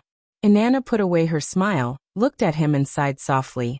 From the looks of it, it seems like you already know my identity. Amon replied respectfully. Yes, I guessed it. But I want to ask you personally. Are you Murin, the former patron saint of Duk? Yun-Numna stared at him for a long time without any expression. Gradually, a smile appeared on her face. My little Amon, you're really a clever lamb. How did you guess it? I'm not only the patron saint of Duk, but also the patron saint of the people of Duk. You're the lost lamb in my flock. I've finally found you. Amon replied. I've seen your statues since I was a child. But when I saw you in person, I didn't even dare to think about it. When I saw your statue in the Temple of Arcade, I suddenly realized why I felt that you looked so familiar at first. Later, when I found out that you weren't Princess Sisela, I guessed that you might be Murin. But the conclusion was so shocking that I couldn't believe it unless you confirmed it yourself. Yun-Numna nodded with a smile. Now that you've confirmed it, why don't you salute to the patron saint? Amon didn't kneel immediately. He thought for a moment and asked, Duk is no longer here. Maybe it's not your fault, but I have a question. Yun-Numna was stunned. Ask away. Amon asked. The oracle that almost cut off one of my fingers, was it left by you? Yun-Numna answered calmly. I left it. It's the oracle of the patron saint of Duk. Duk is my realm. Although the gods can see everything clearly, it is impossible for them to pay attention to everyone and everything in the realm all the time. You almost had a finger cut off in front of my shrine. I didn't know about it until after the fact. Why do you hate me because of this? Amon asked again. Since the gods can see everything clearly, do you know what I'm thinking about? Inanna looked at him. Her eyes seemed to be more and more interested, but she still answered calmly. As a god, I know your emotions, anger, sorrow, and joy, and every emotion hidden in your heart. I also know your body's reaction, even the slightest trace. I can tell if you're lying, but I can't directly know what you're thinking. To show your loyalty to the patron saint, tell me yourself. Amon replied, I don't hate you. On the contrary, I salute you for the oracle, because someone explained to me the origin of the divine spirit. Otherwise, why should I kneel to the patron saint who doesn't protect the people of Duk anymore? He knelt down and kissed the soil on the ground. This was the most solemn etiquette on the continent. In the past, when his drunkard father brought Amon to the shrine to see Murin, he also saluted like this. Yun-Numna's expression was a little awkward. Her expression changed a few times, but finally, She showed a charming smile. She walked over and reached out her hand to help Aman up from the ground. She naturally held his arm. Her soft and elastic chest was pressed against his arm, just like the two of them used to stroll in the grassland. The goddess smiled and said, "My Aman, this is not the shrine, and there is no one around. You don't have to salute me like that. We used to hold hands like this. Doesn't it feel good? You're still the hunter in the mountains, and I'm still the shepherdess." Who said it didn't feel good? It was good, very good. Aman held Yunamna's arm and said, "But you are a god after all. I find it incredible." If this scene was seen by others, they would be so surprised that their jaws would drop to the ground. Aman was holding a goddess's arm and talking calmly. Even the world-shaking hero Gilgamesh was no better than this. But Aman was just an ordinary boy from the countryside. Yunamna was very satisfied with Aman's performance. She naughtily rubbed her cheek against his shoulder and pointed to the front. "You still salute me, so I am still the guardian of you and your people. I called you here today because I have something important to tell you. Look at this." Following the direction of her finger, Aman sensed a strong wave of magic power. In the open space not far away, the light was distorted and a strange space appeared. There were lights and shadows constantly flashing in the space. Flood, monstrous water converged into a rolling turbid stream, spreading over the hills, the fields and the desert. It was a miniature display of the terrain. Judging from the surrounding mountains above the water, it was the landscape around Duk. The scene in the light and shadow was obviously accelerated. The flood gradually calmed down and formed a huge lake in the area around Duk. The water gradually receded, exposing the damp, muddy ground in the high places. Muddy swamps were everywhere. The town of Duk no longer existed. In the charcoal forest to the west, strange rocks, shrubs and ponds dotted the large swamp. It was impossible to pass through. The water stopped receding after a certain amount because it often rained. The climate had changed. To the north of this large swamp was the Saya Plateau, and to the east were the mountains of the Euphrates Valley. They were still natural barriers. One of the tributaries of the Euphrates River was cut off by landslides during the flood. It flowed through the swamp to the Saya Desert in the south, and converged into a large inland lake in a low-lying area. To the south of this lake was still the desolate Gobi Desert, far away from the empire of Igut and the kingdom of Babylon. To the north of the lake, grass gradually grew. Patches of grassland appeared in the swamp like islands. Looking around, it was still a forbidden land surrounded by the swamp. But near the lofty mountains of the Euphrates Valley, patches of fertile land, like islands, had emerged from the surface of the water. The light and shadow stopped here. This should be the actual topography of the land. Yunamna snapped her fingers and the image disappeared. She held Aman's arm in her arms and asked, "Do you see what it is?" Aman recovered from the amazing scene and answered after a short breath, "The terrain around Duk after the flood." Yunamna nodded. "That's what your hometown looks like now. It is still changing slowly. In 2 or 3 years, it will become 1,000 miles of fertile land surrounded by mountains, plateaus, swamps, and deserts. It is still a swamp. Large groups of people can't enter it. Only a few patches of fertile land near the Euphrates Valley can be planted to build villages and towns. Aman, do you know where the Highlanders went? What did Princess Sisela send them to do?" Aman seemed to have woken up from a dream. "I see. They crossed the highlands, crossed the Euphrates River and passed through the mountains to build a new home. Princess Sisela asked them to submit to the kingdom of Babylon and build the Marduk shrine in their new home. She is expanding the territory of the Hittite kingdom." Inanna added with satisfaction, "This is the only way to enter the fertile land. The Highland giant tribe can carry heavy supplies and travel long distances in the mountains. They are not afraid of danger and arrive first. They can quietly build a village in an isolated, uninhabited wilderness. In the future they may even build a city-state." Aman exclaimed, "She is indeed a princess. She is so far-sighted. But isn't she afraid of provoking a dispute with the Hittite kingdom?"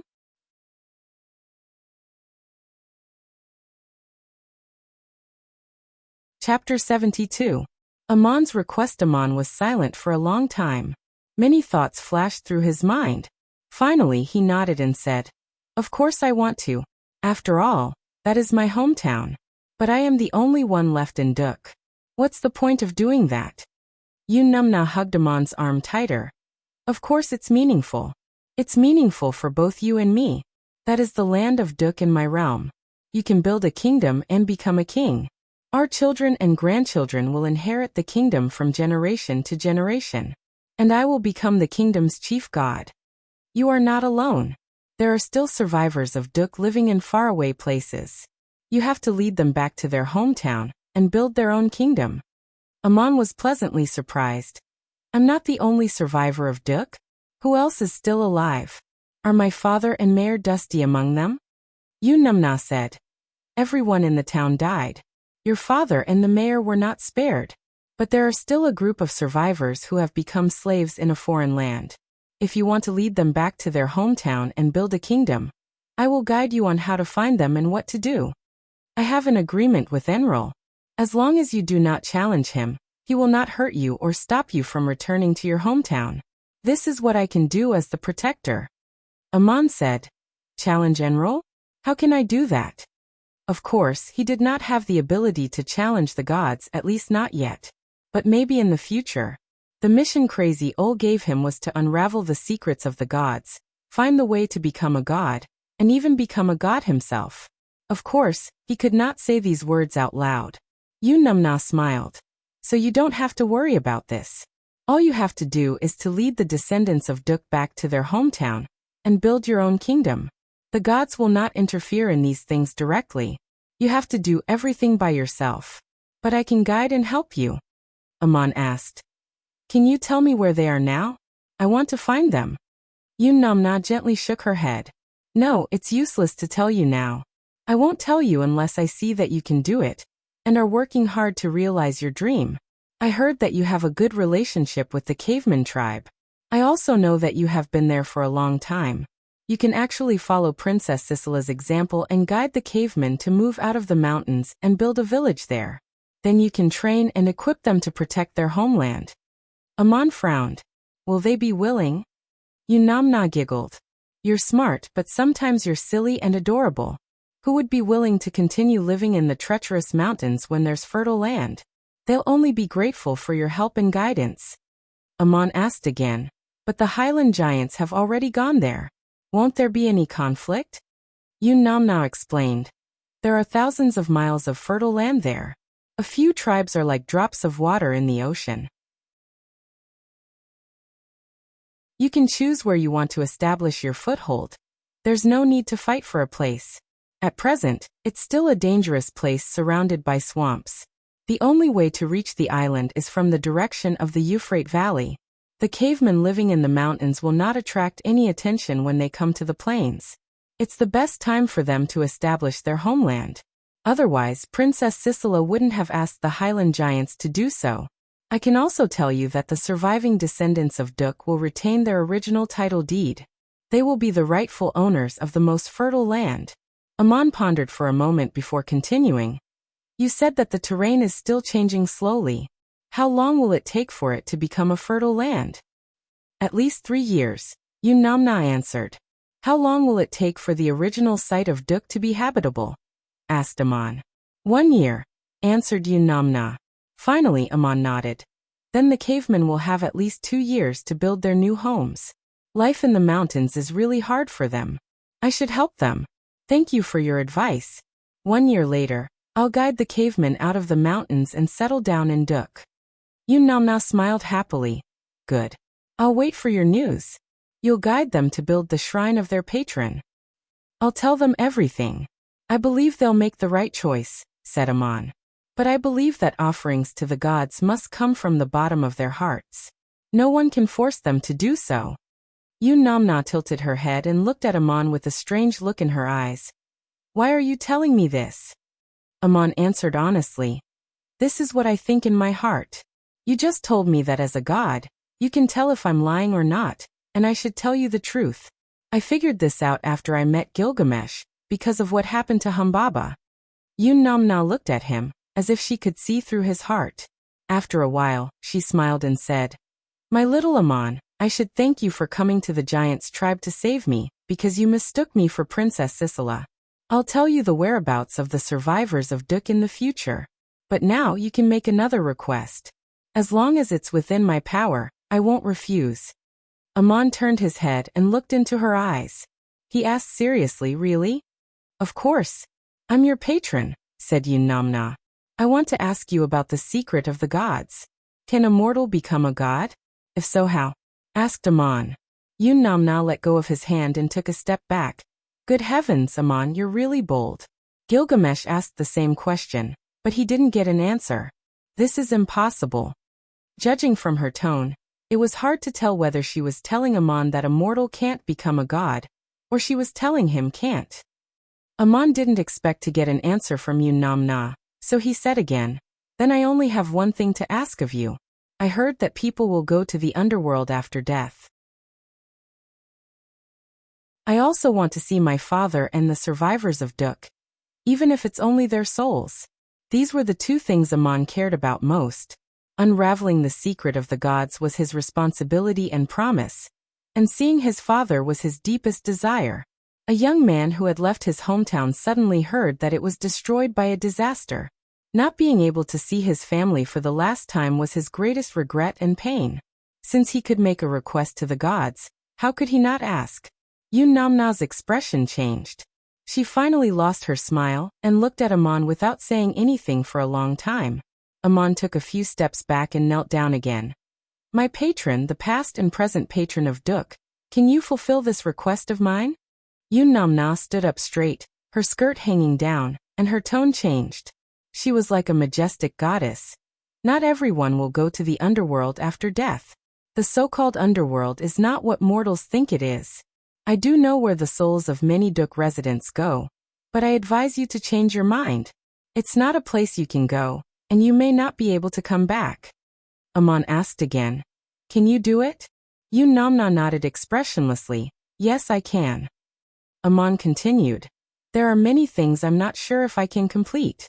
For example, you asked me to lead the descendants of Duk back to our hometown to rebuild our homeland. I can only try my best to do it. But this is my most urgent wish now. May I ask, patron, is it possible for me to come back even if I may not be able to come back? Yun Namna, yes, it's possible that I may not come back, but it's also possible that I can come back. If you want me to help you come back again, that's another request. Amon, I dare not make any additional requests to the gods, but if you are really the patron of the Duk people, please let me enter the underworld to see my father and Mayor Dusty. If you can protect me and help me return to the human world, I will do my best to rebuild Duk, to make it a new home and even a kingdom. I will guide my people to rebuild your shrine, and sincerely worship you as the eternal patron. Yun Namna was silent for a long time, as if she was thinking about something. She looked a little hesitant. Amon knelt on the ground silently, waiting for the answer of the goddess. After a long time, Yun Namna finally sighed and said, The underworld is in the human world. I will send you there. As for whether the person you want to see is there or not, I'm not sure. I will also try my best to bring you back. If you are unfortunate enough to be trapped in the underworld, you can find a way to escape. Amon bent down and kissed the soil under Yun Namna's feet. Thank you for your blessing. When will we go? Yun Namna, I have to make some preparations. I will wait for you here in 3 days. Come back in 3 days. When Amon raised his head again, the goddess had already disappeared. That night, Madanzo was packing excitedly. In fact, there was not much to pack, but he kept polishing his weapons and armor. They gleamed under the light. The more he looked at them, the happier he became. He was going back to the capital with Princess Sisela the next day. He still remembered how disappointed he was when he left his hometown, but he never thought that he could go back in such a glorious way. At this moment he suddenly heard someone say from behind, This armor is blessed by magic. It can shake off all the dust with a flick. There's no need to polish it like this. If it was someone else's voice, Madanzo would have pulled out his weapon and jumped to his feet. But this time he turned around in surprise and said, My Ammonius, why are you back? Amon pointed to the stool next to him and said, Sit down and tell me slowly. I forgot something and came back to tell you. I also heard something else that I need to clarify with you. After Amon sat down, Madanzo sat down and asked, "What did you forget to tell me?" Amon said, "The carriage and horses are not mine. A merchant named Leskut from Uruk lent them to me for temporary use. I have to return them to him." Madanzo said, "You can take them with you this time. I'm going to town to buy a real warhorse. Although the carriage is good, it's not a knight's warhorse." Amon waved his hand. "When you leave the carriage and horses at the inn. Pay them enough to take care of them. I'll come back for them later." Madanzo said, "No problem. Is there anything else you want to tell me?" Amon's expression turned serious. "I'll just mention the carriage in passing. There's one more important thing that you must pay attention to. I heard you tell me about the princess's summons yesterday. She specifically asked if you have a good relationship with the cavemen, and might send you on a mission, just like Usser." Then he leaned over and whispered in Madanzo's ear for a long time. Madanzo looked more and more shocked and nodded repeatedly. After Amon finished, he patted him on the shoulder and said, "This is just my guess. If Her Highness really orders you to do this, I don't think you can refuse. But this is related to the gods, so don't make promises." Madanzo let out a long breath and patted his chest. "Ammonius, thank you for reminding me. If this really happens, I know what to do." After thinking for a while, he smiled again and whispered, "If Link's tribe really builds a village and a temple, they won't worship any other gods. You are the only god." Amon gave him a punch. "It's fine if you think about it in your heart, but you can't just say it like that." Madanzo stuck out his tongue. "Of course I understand. Don't worry." Amon nodded. "That's good. We'll meet in Link's tribe in a year's time. Whether Princess Sisela asks you to do this or not, I'll guide them to the fertile land in the swamp to build a new home. 3 years later, I'll lead the descendants of Duk back to their hometown. The fertile land will be large enough for hundreds of thousands of people to live in. But for now, all this is still a secret. Don't tell anyone, and don't let anyone know what you already know." Madanzo nodded seriously. "Ammonius, I'll remember it. I'll do as you say." 3 days later, Amon came to the plateau again. Yun-Namna was already waiting for him. No, Murin was waiting for him. She looked like a goddess today. She was still wearing the same golden dress. Her figure was still as attractive as ever. But her dress was glistening under the sun, as if it was made of flowing metal. She wore a golden crown, a wreath of gold, and in her hand she held a staff that looked like an ivy vine with green leaves. She wore a necklace of celestial stones, the best that could be found in Duk. She wore earrings with pendants that looked like twinkling stars. She wore a pair of golden bracelets on her slender arms, and on her ample bosom, in the bosom of her dress, was a golden flower. This was how Amon saw her statue in the shrine when he was a child. But the cold celestial statue was not as glorious as the living goddess. He bowed to her. "Great Murin, thank you for agreeing to my request. I'm ready to follow you to the underworld." Murin looked at him and shook her head. "You don't have to thank me. I'm just thanking you for saving me, because no one has ever done that. I don't have the confidence to bring you back from hell on the spot, so please be mentally prepared. If you get trapped in hell, don't eat anything there, and don't drink a single drop of water. Only by protecting your own soul will you have any hope of escaping. When we meet again in the sun, you can call me Yun-Namna. I like this name." Murin asked Amon to get up and follow her. She told him not to ask any questions along the way. They were walking towards the depths of the Saya Plateau, towards the source of the Euphrates River. The mountains were rugged and steep. With her divine power, she could have carried Amon and flown quickly. But she didn't. Instead, she asked Amon to walk behind her, as if she was testing him. Amon was better than a supreme mage at traversing the wilderness on foot. If it were a supreme mage or a supreme mage, they would have flown directly. But Amon couldn't fly yet, so he could only walk. He found that no matter how fast he walked, Inanna would always walk a few steps behind him in a leisurely manner, but he would never be able to catch up with her. The goddess didn't stop, didn't rest, didn't look back, and didn't say a word. They walked from noon to night, from night to dawn, from dawn to dusk. If it were someone else, they would have collapsed from exhaustion. Even if they didn't, they would have fallen off the cliff. Amon didn't have time to stop to eat. He used water magic to condense water droplets in the environment and drank them directly to quench his thirst. He followed the goddess without missing a step. When night fell again, Murin finally spoke. Amon, this road is very dangerous. I'm surprised that you can hold on until now. But we have to walk for 3 days and 3 nights. You can give up at any time. I promise to take you to the underworld, but you have to be able to reach the gate of the underworld by yourself. If you can't hold on, I won't blame you. If you accidentally fall off the cliff, I will save your life. Consider it as a repayment for your help. It seemed that the goddess didn't want to bring Amon to the underworld, but she had to agree to his request. She used this method to test him. If Amon couldn't follow her to the gate of the underworld, then it was no wonder that Murin didn't keep her promise. She moved forward at a speed that Amon could keep up with if he tried his best. But it was too much to say that they would walk for 3 days and 3 nights. Amon replied, I understand what you mean. I will do my best to follow you. I won't give up. Murin didn't say anything else. The two kept walking forward without stopping or resting. Their speed didn't change, but the road became more and more dangerous. But it was a place that Amon could reach without flying. Amon gritted his teeth and kept up. He couldn't catch up with the goddess, but he didn't fall behind. On the 3rd day, they came to a strange and desolate plateau. There were no longer any green colors around. Rough rocks were exposed everywhere. The shrubs were short and sparse. Traces of snow could be seen occasionally. The wind was very cold, and it felt like knives when it blew on their faces. After crossing this cold plateau, Murin walked down and entered a narrow and deep valley. The deeper they went, the more humid the air became. There were steep cliffs on both sides, and the valley became narrower and darker. The surroundings were filled with an inexplicable eerie atmosphere.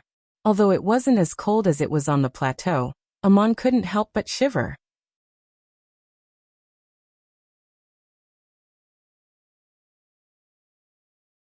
Chapter 73.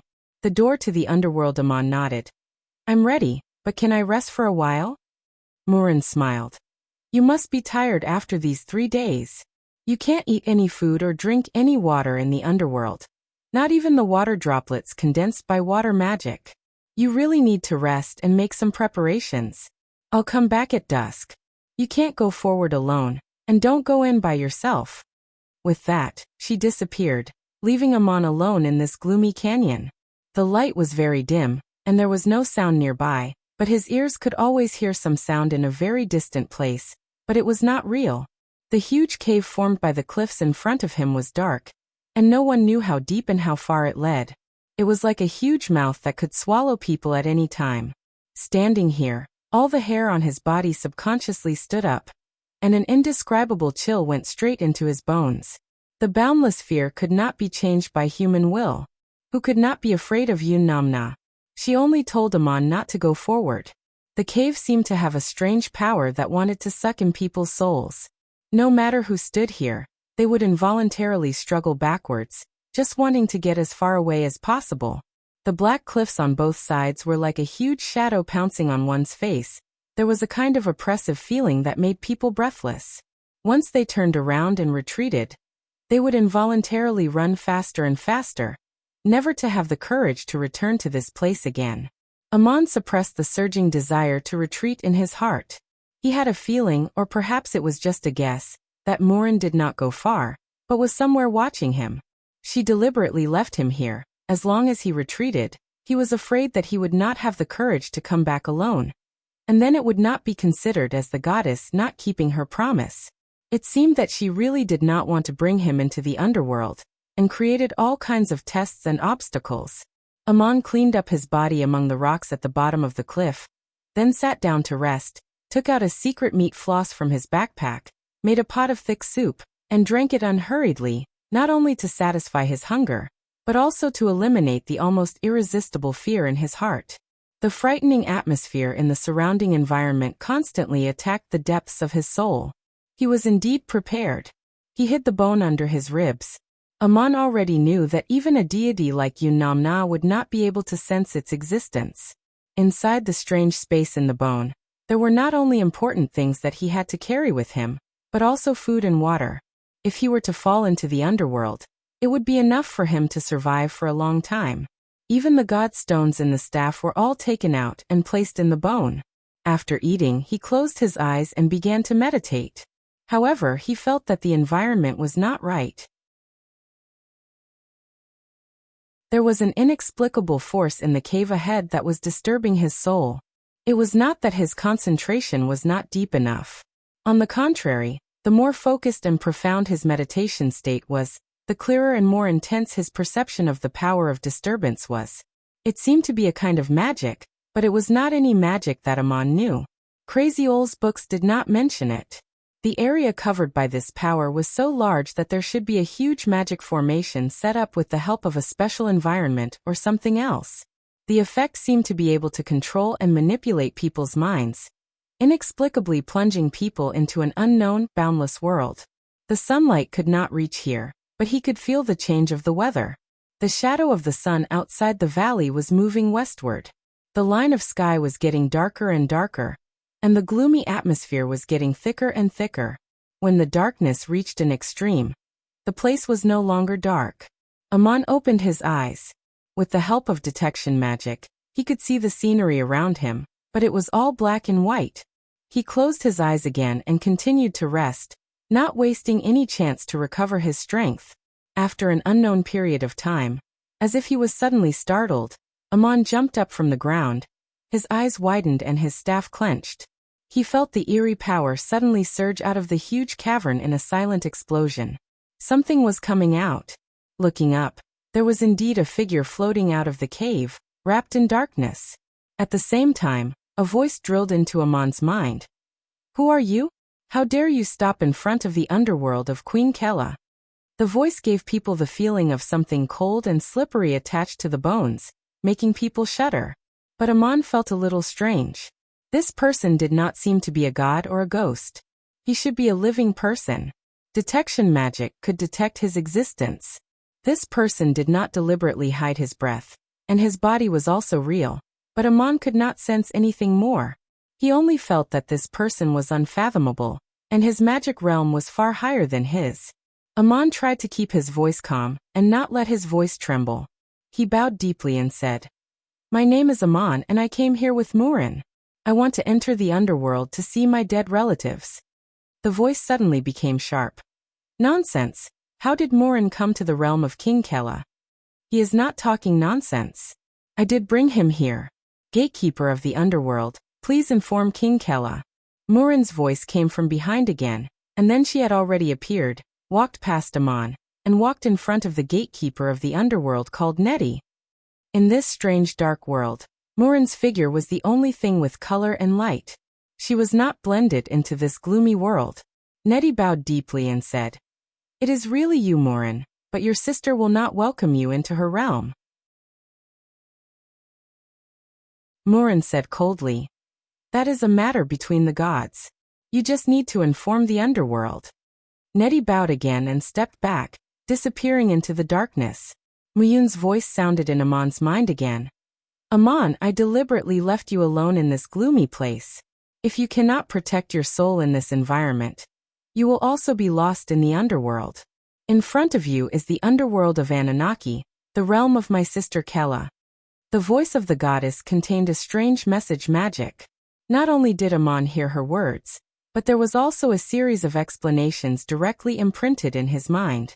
The so-called Anunnaki was not the name of a certain god, but a group of gods, or a divine clan. The gods Amon knew, Anu, Enrol, Marduk, Murin, and the master of the underworld, Kella, all belonged to this divine clan. Murin also vaguely explained another kind of information, such as the legend that Enrol was the uncle of Marduk and the grandfather of Muyun. These were not relatives in the human world, but just a way of expression that mortals could understand. What was really going on was not clear to Amon, and the queen of the underworld, Kella, was really Muyun's sister. The divine realm of the Anunnaki divine clan was very wide, including the vast territories of Assur, Hittite, and Babylon. As for what a divine realm was, Murin did not explain much. The complicated information made Amon a little confused. If he guessed correctly, The reason why Inanna asked him to lead the surviving people of Duk back to their homeland and build a kingdom was to build her own divine realm.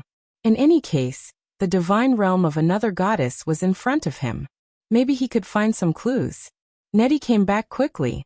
Like a shadow emerging from the darkness, he came to Murin again and said, "The Queen of the Underworld allows you to bring people into her divine realm, but you must leave something on you when you pass through each door.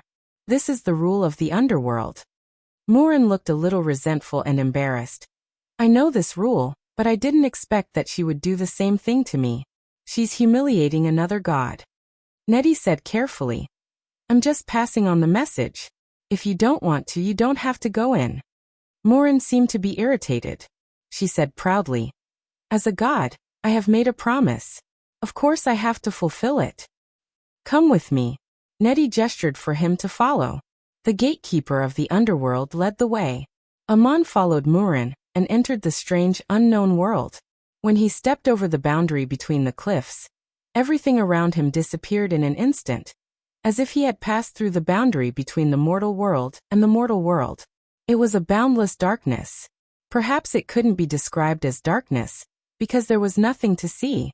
Naturally, there was no sense of light in his eyes. Activating detection to the maximum, Amon sensed nothing but Nettie in front of him. He even felt that he had disappeared. The only thing he could see was Murin.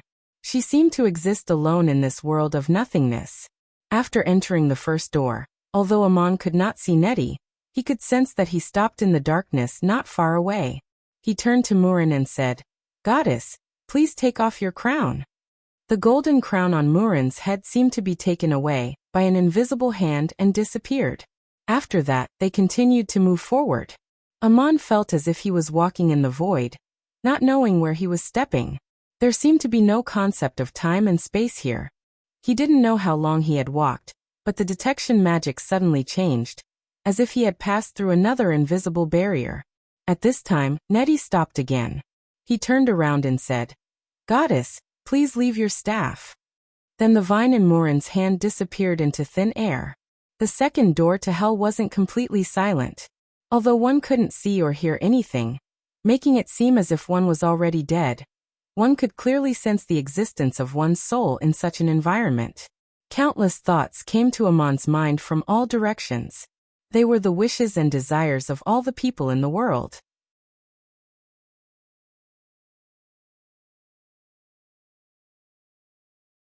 Chapter 74. It wasn't just one or two thoughts that were reflected in his mind. Instead, it was the interweaving prayers of thousands of people. It was a huge impact on his mind. He couldn't tell who was thinking what, and even his own consciousness was drowned in it. These were all kinds of thoughts that were directly imprinted in his mind, just like Amon's own thoughts. He was also aroused by all kinds of desires, and his mind was in turmoil. He had to stay awake and be aware of his own existence so that he wouldn't get lost in them. This road was not easy to walk. Amon had to keep his self-awareness clear at all times. He had to deal with the desires that were aroused by his will. For example, Amon's heart also surged with a desire for his loved ones to be at peace after death, or even to be resurrected from the dead. He didn't know how long he walked, but he seemed to pass through another invisible door. Nettie turned around and said, "Goddess, please leave your necklace." This was the third door of the underworld. Murin's lapis lazuli's necklace disappeared into thin air. After entering the third door, the desires that were reflected in Amon's mind underwent a subtle change. They were no longer the self-prayer of the crowd, but more demands and desires for others and the outside world. For example, a son prayed to the goddess of the underworld, hoping that his rich father would die soon so that he could inherit the family fortune. A woman prayed to her rival in love to enter the underworld as soon as possible, so that the man she loved would fall in love with her and marry her. Some people prayed to the underworld that their family and friends could live a long and healthy life. Some doctors prayed to the underworld that their patients could recover safely. Amon's consciousness was wrapped in these complicated desires. He could only protect his mind from being swallowed by them. All kinds of desires just flashed by. He couldn't distinguish them in detail, and he didn't dare to ask them one by one. He couldn't help but smile bitterly. Could the gods hear these things? They should be able to hear them. But would the queen of the underworld, Kella, care about these things? Amon understood one thing. At least the gods wouldn't deliberately pay attention to these things, because they had heard too much all the time. After passing through the fourth door of the underworld, Nettie turned around and said, "Goddess, please leave your earring." Murin's sparkling earring also disappeared. After entering the fourth door, what entered Amon's mind was no longer pleading and praying, but all kinds of curses, resentment, and abuse. This feeling was very uncomfortable. Many people's resentment and curses directly rushed into the mind, forming a kind of power that could almost destroy the self-consciousness in the soul. Could the gods also be cursed? This was very normal. For example, when people lost their loved ones, they would curse the Netherworld King for her cruelty, and think that everything was her doing. There were also people who questioned the Netherworld King. Why were there so many people who should have died but didn't? Why were there so many people who shouldn't have died? Speaking of which, it was interesting. The desires behind the fourth door were not as numerous and complicated as those behind the first two doors. Perhaps it was because most people were afraid of death and cherished their lives. After all, there were not many people who believed in the Netherworld King and dared to curse him. After passing through the fifth door, Amon suddenly fell into a trance. If he wasn't walking in this world that was like a void, he would have fallen to the ground. The world behind this door was completely different. He saw and heard many things. They were the experiences of the people who prayed and cursed. Their prayers and their own actions, what they wanted others to do and what they had done, all the thoughts they had before dying, all the memories, regrets, resentment, despair, and peace. This was not something he could see with his eyes, hear with his ears, or even sense with detection magic. It was the world that appeared in his mind, and he could see everything clearly. In theory, this was a great opportunity for Amon to experience the world. He didn't need to travel to the continent to see all kinds of things in the world. But in fact, he couldn't and didn't dare to. Even in the deepest level of meditation, he didn't have the ability to distinguish such a huge amount of information in an instant. The only thing Amon could do was to calm down and let the scenes of the world flow through his mind. He didn't have to think about it or pay attention to it. At this time, Nettie turned around and said, "Goddess, please leave your bracelets." The golden bracelets on Murin's wrists also disappeared. After entering the fifth door, Amon felt like he could see everything, but at the same time, he couldn't see anything. It was the most painful torture in the world. After walking for a long time, he suddenly felt relaxed, as if he had come back to life. Then he heard Nettie's voice again. "Goddess, please leave your brooch." The brooch on Murin's dress was also taken away by an invisible hand and disappeared into the void. So they had passed through the sixth door without realizing it. After entering the sixth door, the feeling was almost the same as the first door. It was a boundless void, and nothing existed except for a clear soul. It was as if even one's body had disappeared. For some reason, Amon felt that there was something different here compared to the first door, but he couldn't clearly sense the subtle changes. It was beyond the limit of his soul. As he walked forward, he seemed to have the concept of time and space again. There was always a force stopping him. There was nothing in the void that could stop tangible things, but he had to restrain his spirit to keep up with Nettie's pace. Murin's radiant figure was his guide. He used detection magic to sense the void. It was no longer endless and unfathomable. Instead, there was an oppressive force that made him feel like he existed alone in this world. Amon remembered that this was the underworld, the place where the souls of the dead came from. Since ancient times, people had asked themselves this question. If a person died, did he leave the world he lived in?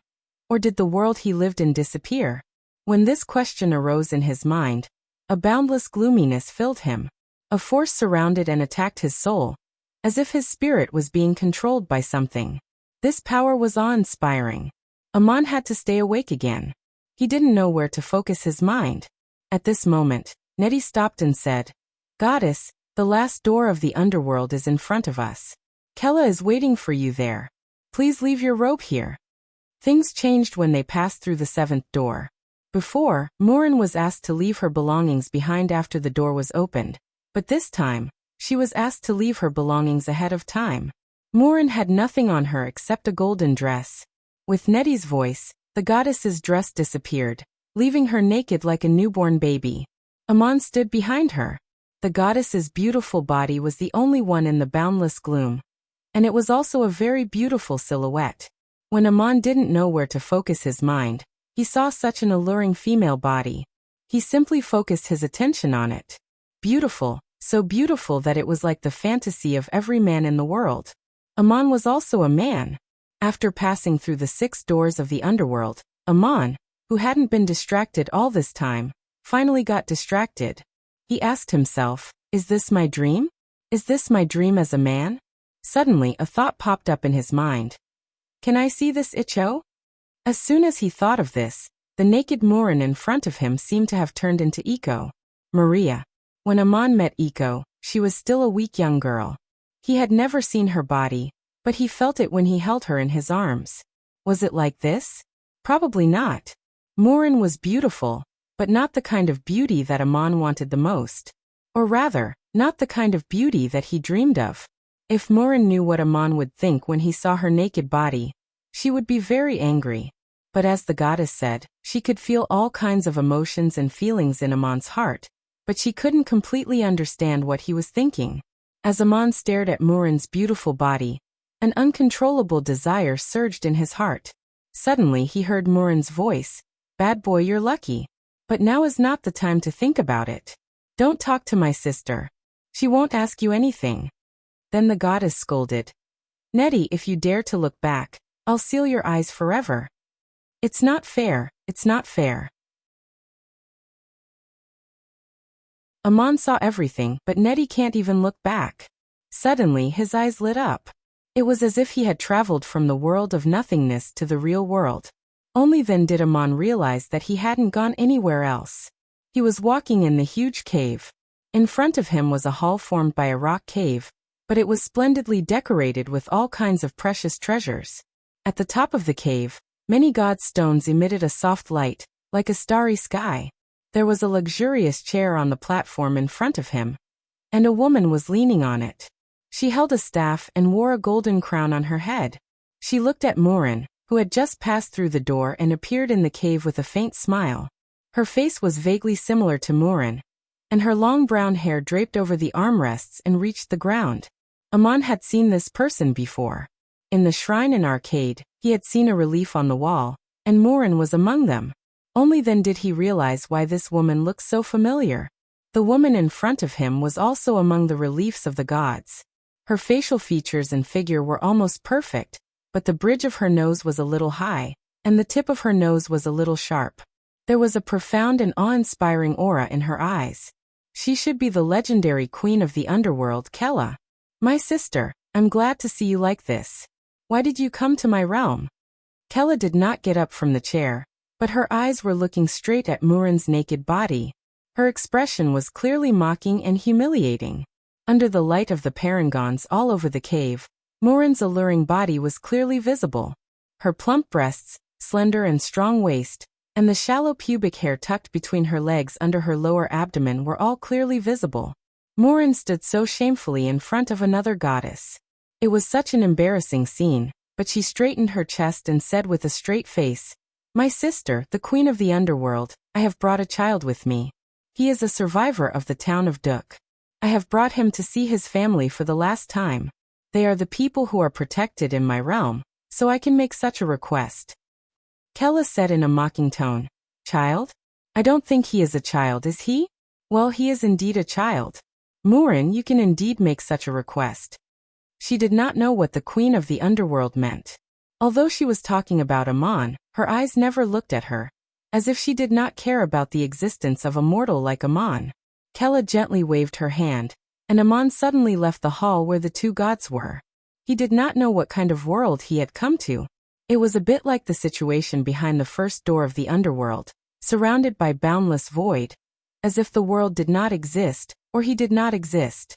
Amon used detection magic to check the surroundings and found that there was a dark shadow in the void, and then it condensed into the appearance of many people. Aman recognized his father at a glance and hurriedly rushed to him, opening his arms and trying to hug him. However, Aman hugged empty air. His father's soul was in front of him, but it seemed to be very far away and not something he could touch. He hurriedly shouted, "Father, it's me, Aman, your son has come to the underworld to see you." But his father did not respond, as if he could not hear Aman's voice. In a hurry, Aman used message magic to turn what he wanted to say into a message directly into his father's soul. The soul that did not respond suddenly seemed to be awakened. His father lowered his head and looked at Aman with tears in his eyes. "My son, is it really you who is back? Where is this and what happened to me?" Did his father not know that he was dead? Or perhaps his soul had always been imprisoned in some strange state? Aman cried, "Father, this is the underworld. I have come to find you who have passed away." His face was already full of tears, and he had thousands of words to say, but he did not know how to say them. His father seemed to be greatly shocked when he heard this. He raised his eyes and looked forward, murmuring to himself, "Yes, I am dead. The flood from the Saya Plateau. Son, my son, I just want to tell you one last thing. Don't live like me." Aman hugged his father's legs and replied with tears in his eyes, "Father, I have finally seen you and heard your voice." His father lowered his head and looked at Aman with a gratified smile. Aman looked up at his father and found that his father's face gradually changed into the youngest and most handsome appearance of his life, and then disappeared in Aman's arms. Tears dripped down and passed through Aman's body, but he did not know where they fell. Aman wanted to cry out loud. This was really the last time he would see his father, and he would never see him again. But at the same time, he had a feeling that his father's soul should be free, leaving this world of the underworld and no longer being manipulated and controlled by some power. Aman knelt in the void and cried, knowing that he would never see his father again. Did he leave behind even more regrets after completing this last wish of his? His heart became empty, and he did not want to think about anything anymore. At this moment, a man walked out of the heavy shadows and came to Aman and said, "It's you, Aman?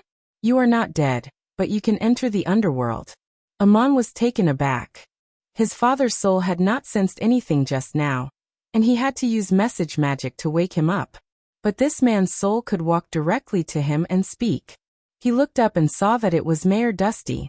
Mayor Dusty seemed to see Aman's surprise and explained to him, "I don't know why I can see you, but I suddenly heard your voice just now, as if I was awakened from a deep sleep and realized what had happened. I used to be a mage, a priest of Duk, and I know how to guard my mind." Aman stood up and said, "Mayor, don't you know that you are dead?" Dusty showed a sad expression. "When that moment came, many desires blinded my mind, like shackles that entangled my soul. Thank you for coming here and awakening my soul. Child, I have two things that I must tell you in order to be free." "Lord Mayor, if you have something to say, just say it." Dusty said, "My son Moses is studying in the academy of the city, and his servants are also residents of Duk. When the disaster came, I happened to send a group of people to the city to pay tribute, and at the same time, to bring something to Moses. They should have survived together. I don't know how the child is now. If you can get out of here, please find him and help him. All the title deed of Duk is in the hands of Moses. I hope you can guide them to rebuild their home. If Duk is no longer suitable for living, then find another land, at least its descendants are still here." His wish was actually the same as Murin's. Aman finally understood who the other survivors of Duk were. Aman came to the underworld to find his father. How could he refuse another father's love for his son? He nodded and said, "Mayor, please rest assured, I promise the gods to do this, and of course I will promise you. I will find Moses and guide him back to his hometown to rebuild his home. After the flood, that place will become a fertile land." Dusty showed a gratified smile and nodded. "The second thing I want to say is related to this place. It was you who awakened my soul. When I woke up, I realized that the underworld I was in was actually a space that imprisoned souls. The master of the underworld was using a kind of magic to manipulate the souls of the dead. Although I don't know what her purpose is, I know that this is not the true home of the soul after death. At this moment, I seem to see my whole life and understand the doubts of this life. Thank you. After saying this, Dusty's soul slowly disappeared in front of Amon, but Amon stood there without moving. He had a strange feeling that he had traveled through Dusty's life, but this moment was so long that it could even subvert people's understanding of the concept of time. When he came back to his senses, Dusty had already disappeared. Amon felt like he had just had a dream. He had witnessed all this, but he also felt like he could not remember anything. Looking ahead, there were many familiar figures, including Shog, who had framed him, and Maki, who had died long before the flood. Amon suddenly realized that he seemed to have gained an ability that allowed him to feel the emotions of these people, as well as their emotions. Wasn't this the ability that Morin said only the gods had? Amon felt that this ability was not gained, but awakened from forgetfulness. Was it because he was facing a soul instead of a real living person?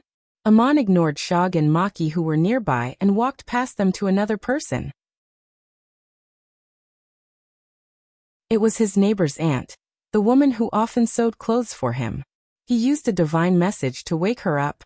Souls could not lie. There was no disguise. They were completely exposed. As more and more people talked to him, more and more souls disappeared from the underworld. Not long after, Amon suddenly heard an angry voice shouting, "Morin, I'm afraid the person you brought here is not just to see his family. He has let too many souls escape from my underworld. I cannot tolerate this kind of behavior. This person must stay and receive punishment." When he heard this voice, all the souls around him disappeared. Amon fell into the boundless world of nothingness again. Then he heard Morin's voice again. "Queen of the underworld, the magic of the dead has its own rules." Amon did not mean it. Kella. But he let so many undead go. I can take him as my slave to make up for it. This is my realm. Morin also shouted sullenly, "He is a lost sheep in my flock. I must bring him back." Kella replied with a sneer, "You brought him here, of course, you can take him away. My sister, as a god, you should know the rules here. You can exchange another person for Amon. But for you, I have an additional condition. The person who will exchange him must be a man. And it must be a man you have loved. Nettie, see the guest out." After this, Amon did not hear Morin's voice again. The underworld was filled with the chanting of Kella. This song was very familiar to Amon. It was the song that Gilgamesh sang when he met Yunamna. Which person have you loved never changed your heart? Once a young lover, how many times did he cry for you every year? The shepherd you loved piled the most delicious snacks in front of you, slaughtered the most beautiful lambs to feed you, but in the end he was whipped and turned into a wolf. The bird you loved had its wings broken. The lion you raised wandered with wounds. Kella's song gradually dissipated, like the souls dissipating in the underworld, and everything fell into endless silence. Amon realized that he had encountered the worst situation he had expected. He was trapped in the underworld and could not get out. Kella made a condition to Morin, asking her to exchange a man she loved for Amon. Amon knew that he was not the only surviving descendant of Duk. If Morin wanted to rebuild the realm, she did not have to look for him. It did not seem worth it, and it was unnecessary to do so. Before entering the underworld, Morin told Amon about this possibility, and said that he could wait for her to rescue him, or find a way to escape by himself. It seemed that this time Amon had to find a way to escape by himself. But how could a fifth-level sorcerer like him escape from this seemingly endless underworld?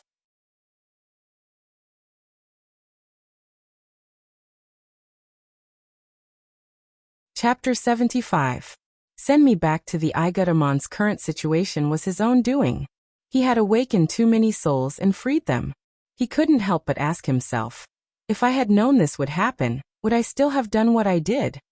The answer was yes. He would still have done what he did. He couldn't just watch the souls of his father and Mayor Dusty be imprisoned in the underworld. While he was thinking about this, Amon was also using detection magic to check the void around him. When he saw someone suddenly appear not far away, he hurriedly turned around. The gatekeeper of the underworld, Nettie, emerged from the darkness with a black mist-like chain in his hand. He said coldly, "Amon, please hand over your soul to me and become the eternal servant of His Majesty the King of Hades." Nettie's voice was cold, without a trace of human emotion. It didn't allow Amon to resist. However, just as the gatekeeper of the underworld approached, before the black mist-like chains in his hands could fully unfurl, he suddenly let out a strange cry of terror, as if he had seen something extremely terrifying. He turned around and disappeared into the shadows, running away faster than he could fly. He saw Amon take out 3 scrolls and throw 2 of them to him. There was also a gray scroll in his hand. Amon's decision was very simple. If he wanted to escape, he should try his best to escape now. If his soul was imprisoned by Nettie, he might never have the chance. The most powerful means he had were the 3 unmarked high-level magic scrolls left behind by Nero. Nero used these 3 scrolls as repayment, which showed how precious and powerful they were. Amon thought that he wouldn't have to use them for a long time, but he didn't expect that he would have to use them so soon. After passing through the 7 gates of the underworld and seeing Kella, Amon judged that he hadn't gone anywhere else. He was still in the huge cave.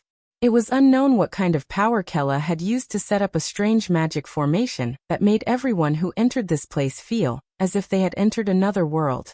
It must also contain some kind of extremely brilliant spatial magic and message magic.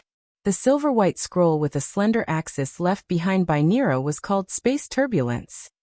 It could break the seal of the space barrier and was the best means of escape when trapped in a divine space. However, the casting of space turbulence would produce countless spatial cracks, which could hurt the caster himself. Therefore, it was a very dangerous high-level magic. The other scroll with a golden shaft was called Information Annihilation. It could disrupt the sealed information of divine spells, and was a destructive divine spell. High-level information magic combined with spatial magic could not only be used to store and transmit information, but could also be used to create all kinds of disguises and traps. Information annihilation was used for destruction. The effect of these 2 scrolls was just right for the environment Amon was in at the moment. When he took out the scrolls from the bone under his ribs, he also took out the gray scroll with unknown effects, but he didn't throw it out. Nettie, the gatekeeper of the underworld, seemed to know his stuff. When he saw Amon take out these scrolls, he knew that something was wrong and quickly ran away. Amon didn't know which scroll he was afraid of. Information annihilation could disrupt the illusory world created by the magic, and space turbulence could help Amon escape from the divine space, but he didn't know where he would be taken. With his current ability, he couldn't completely control these scrolls, and he might be torn to pieces by the countless space turbulence. But Amon had another way to protect himself. Unfolding the 2 scrolls, Amon took out the bone from his clothes and unfolded it into an invisible ship in the endless void. Entering the strange space, information annihilation broke out, and there was chaos everywhere. He couldn't sense anything. Then space turbulence broke out, and the world around him seemed to be torn into countless pieces. The invisible ship took Amon through all kinds of messy forces, and he didn't know where he was going. Even Amon himself didn't know. No matter where he went, it was better than staying in this gloomy underworld, where his soul was imprisoned. He disappeared and escaped from the world of the underworld. In the depths of the cave in the huge underground palace, Kella's voice was as loud as thunder. Nettie, you can't even stop a 5th-level sorcerer. You let a living person escape from my underworld. What angers me most is that, as the gatekeeper of the underworld, you stepped aside to let him pass. Nettie, who was always shrouded in shadows, stood in front of Kella and replied in a trembling voice. My great queen, guess what I saw in his hand? He took out a Tiamat's wrath, and was about to use it. Kella was taken aback. What? Tiamat's wrath? Who can make such a scroll? And who is willing to make such a scroll? Nettie cautiously reminded. The Mage of Iga, Nero.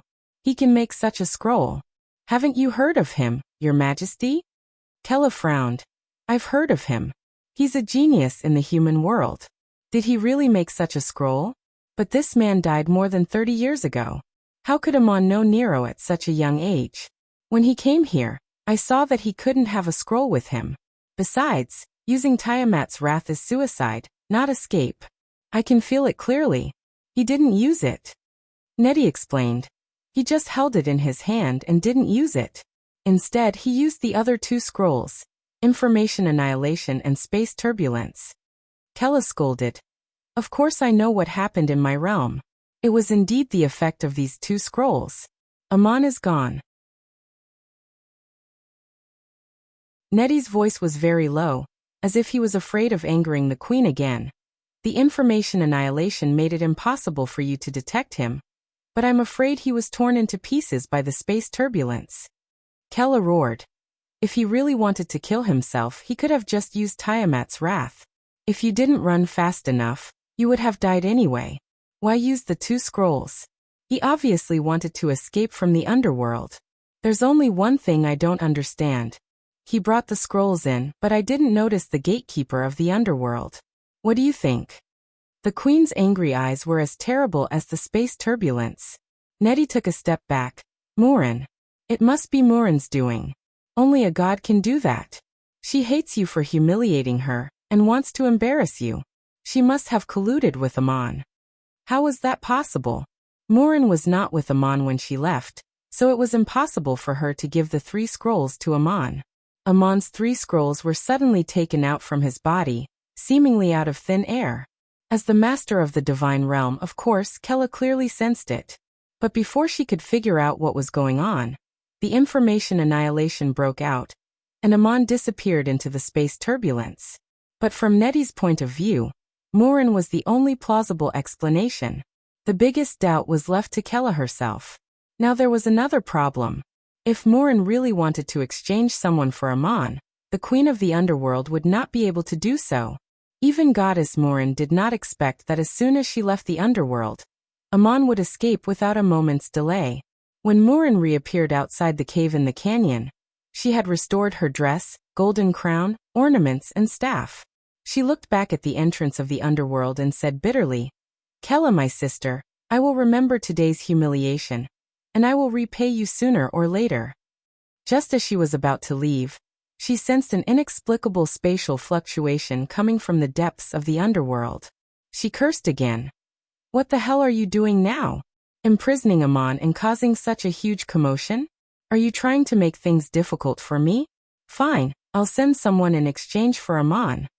Her figure disappeared from the canyon, and after some time, she reappeared somewhere in the Assyrian highlands. This was within the borders of the kingdom of Assur, a vast and desolate plain shrouded in clouds and mist. Glaciers and snow could be seen everywhere. Morin walked forward, waved the ivy staff in her hand, and entered a wonderful world that mortals could not see. The vast grassland spread out like an undulating carpet of green. The trickles were so clear that the bottom could be seen as they meandered between the hills.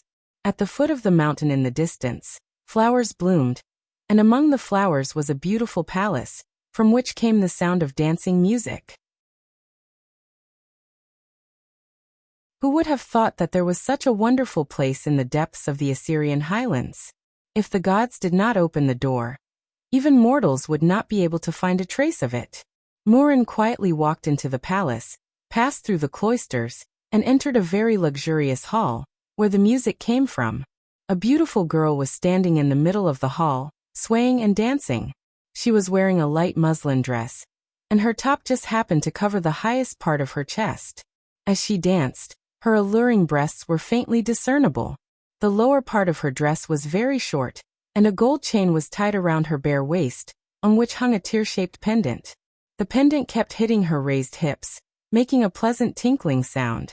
There was a reclining chair in front of the hall, which was originally the seat of the goddess, but now there was a man lying on it. The man had fair skin, looked very young, was quite handsome, and his facial features were like perfect marble carvings. He was holding a glass of wine in his hand, and was enjoying the dance of the girl in front of him. Shubra Dums, what are you doing? The goddess suddenly appeared in the hall and asked, her voice revealing a deep chill.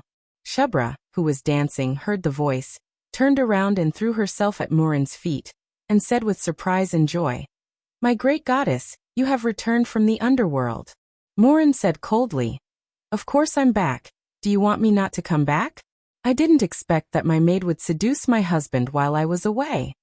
Shubra took 2 steps forward, opened her arms, and said with tears in her eyes, No, goddess, you misunderstand.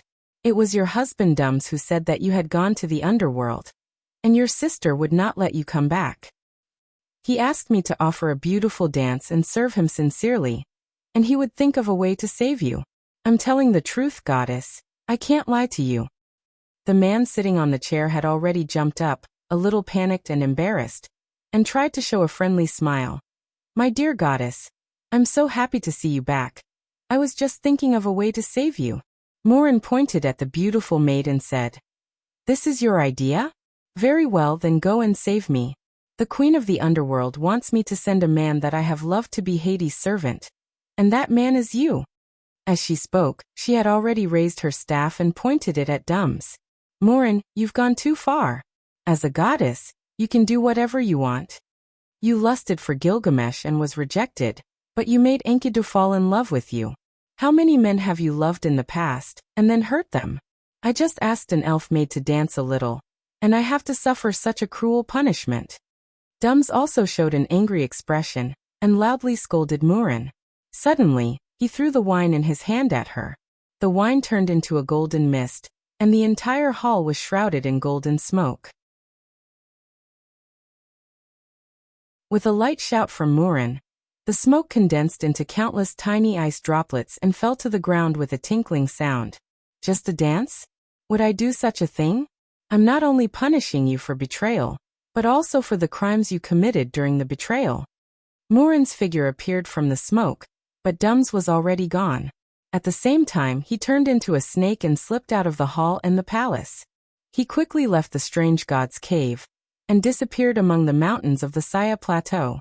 Morin's anger had not subsided, and seeing Shubra still kneeling in front of her, she shouted, My elf maid, why didn't you escape with Dums? Are you still loyal to me? Shubra's tears did not stop. Great goddess, Shubra has always been loyal to you, you should know that. Morin's anger faded a little, and she slowly nodded. Yes, I know that this is Dums' betrayal. Take my staff, go to all the divine realms that belong to me. Take my divine servants Shera and Taku, and capture Dums. Take him to the underworld and give him to my sister Kella in exchange for a man named Amon. The elf maid reminded. Goddess, Dums is your husband after all. Morin coldly said 2 words. Ex-husband. Amon probably never dreamed that he would be so lucky, that Morin actually ordered people to capture her escaped ex-husband, and planned to send him to the underworld in exchange for him. And where did Amon go at this time? He entered the invisible ship, and the space turbulence erupted. In the chaos, he was violently hit and pulled by the turbulence, as if he was passing through a torrent of water. He was in a trance, and he did not know how much time and space had passed, and he did not know where he was. Fortunately, there was the protection of the strange space transformed by the bone. Otherwise Amon would have been torn to pieces by the space turbulence. A huge shock came from all directions, and Amon almost fainted. Then the invisible ship stopped, and everything finally calmed down. He actually appeared in a world under a starry sky. The invisible ship was stranded on the edge of the water, and he did not know whether it was a lake or an ocean. In front of him was the shore, and there were shallow weeds growing between the mud. Looking further ahead, there was an endless desert. What is this place? How did he appear here? However, Amon did not have time to think. He immediately jumped off the ship, waved his hand to retrieve the bone, and rushed to the shore of the lake, because he saw a cat, lying on the shore of the lake, very weak and dying. It was Schrödinger, whom he had not seen for a long time. This is the Saya Desert, the border of the Anunnaki. I know you have the scroll and the bone, and can escape from the underworld. I used all the power I could gather to bring you to this place. Go southwest, take me back to Igut. This was what Schrödinger wrote on the ground with its claws. It was very messy, and it should not have finished writing. Its claws hung limply in the soft mud. The cat was lying unconscious on the wet soil on the shore, its fur stained with mud, and had lost its original luster. So it was it that brought Amon here. What an indescribable miracle! Seeing the words on the ground and looking around, Amon suddenly recognized this place. He had seen it in the magic images shown by Unamna. The landslide caused by the flood had cut off a tributary of the Euphrates River. The river had changed its course through the swamp and converged into a huge inland lake in the northern depression of the Saya Desert. He was now standing on the southern bank of the lake. From here, through the desert to the south and then west, one could reach the border of the Cape States of the Empire of Igut. From the valley where the entrance to the underworld was located to the southern bank of the lake, it was thousands of miles away. Amon had escaped from the underworld through the spatial turbulence and appeared directly here. Amon did not know whether it was the space of the underworld or Schrodinger's power, but the cat could not explain anything to Amon now. Amon remembered that Schrödinger always liked to sleep. Was it always gathering power? But this time, it had used up all of its power to bring him here. He picked up Schrödinger gratefully and used the bone as a staff to cast almost all the healing magic he knew.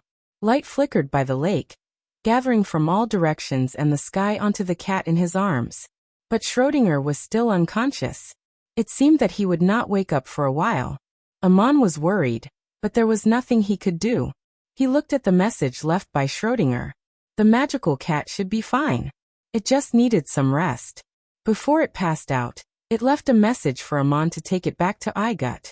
Amon's original plan was to go to the Cape States to return Nero's relics after leaving Arcade. This time he was able to successfully escape from the underworld thanks to Nero, who had left behind the scroll. So he decided to take this cat to Egypt. He still had the customs clearance document signed by Drick. According to Crazy Ole, this cat was stolen from the Temple of Isis. Now the cat wanted Amon to take it back to Igut. Did it want to go back to its hometown? Amon felt strange. Schrödinger could run from the Euphrates Valley to Duk, and now it could cross the desert and come here. If it wanted to go back to Igut, it could. Why did it need him to escort it?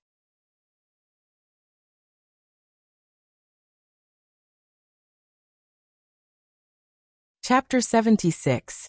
I'll give you two choices. To cross the desert alone, one must be fully prepared. In that kind of environment, even elemental magic would not be able to gather enough water. Fortunately, Amon had the magical bone. He gathered water by the lake and stored it in a container. Then he sat down and rested Schrödinger in his arms. The next morning, Amon set out, just like when he left Duk. With an iron staff in his hand and a sleeping cat in his leather pocket, he walked alone through the wilderness.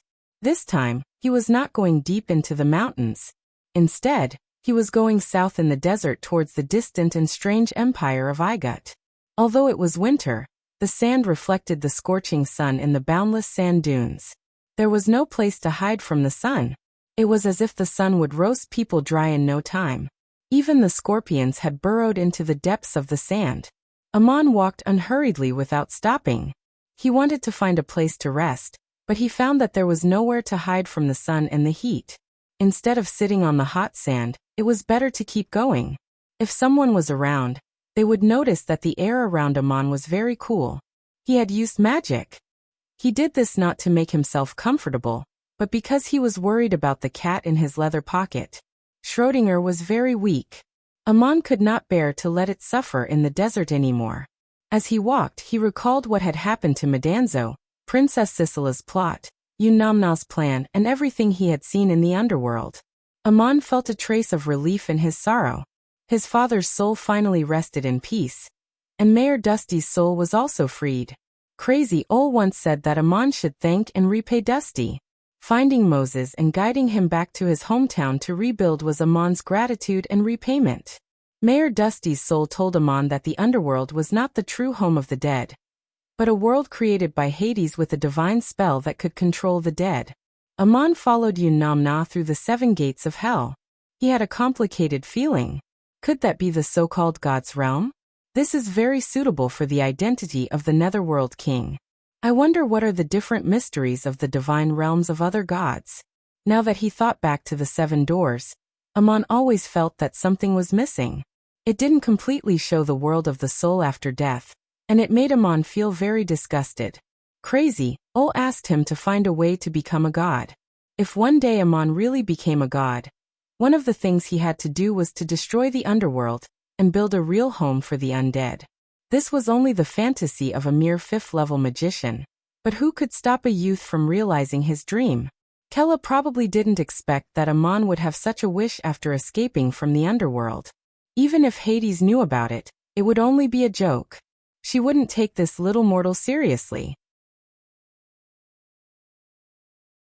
Using magic to walk in the desert under the scorching sun was a continuous consumption of magic power. Only Amon had such a habit. After the experience of exhausting his power in the suburbs of Uruk, Amon knew how to control and adjust himself to avoid falling into that situation again. At noon, when the sun was at its strongest, Amon patted his waist.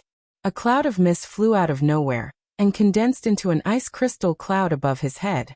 It floated along with him but did not evaporate. It was like an umbrella that reflected the light. If only there was a covered carriage. His carriage was still left in the inn and arcade. As soon as Amon thought of this, he saw a carriage coming. There was no such thing as a road in the desert, as long as one could walk on it. However, this carriage was running too fast. It was running all the way in the middle of the day, and the driver was whipping the horse repeatedly. Was he trying to tire the horse to death? It didn't take long for the carriage to cross the sand dunes ahead. When the driver saw Amon from afar, he was delighted at first, but then he realized that Amon was alone on foot. He shouted in disappointment, "The desert bandits are coming! Hide!" Amon grew up in Duk, and often heard the stories of desert bandits from merchants who came to the town. The Saya Desert was the junction of the three kingdoms of Igut, Hittite and Babylon. It was also an important trade route between the kingdoms. Caravans carrying large amounts of goods passed through. Naturally, there were also bandits. It was said that the bandits in the desert came and went like the wind and were extremely fierce. If one encountered them, it was very difficult to keep them alive. Some people even called these bandits the desert tribe. This was a no-man's land, and the nearby terrain was very complicated.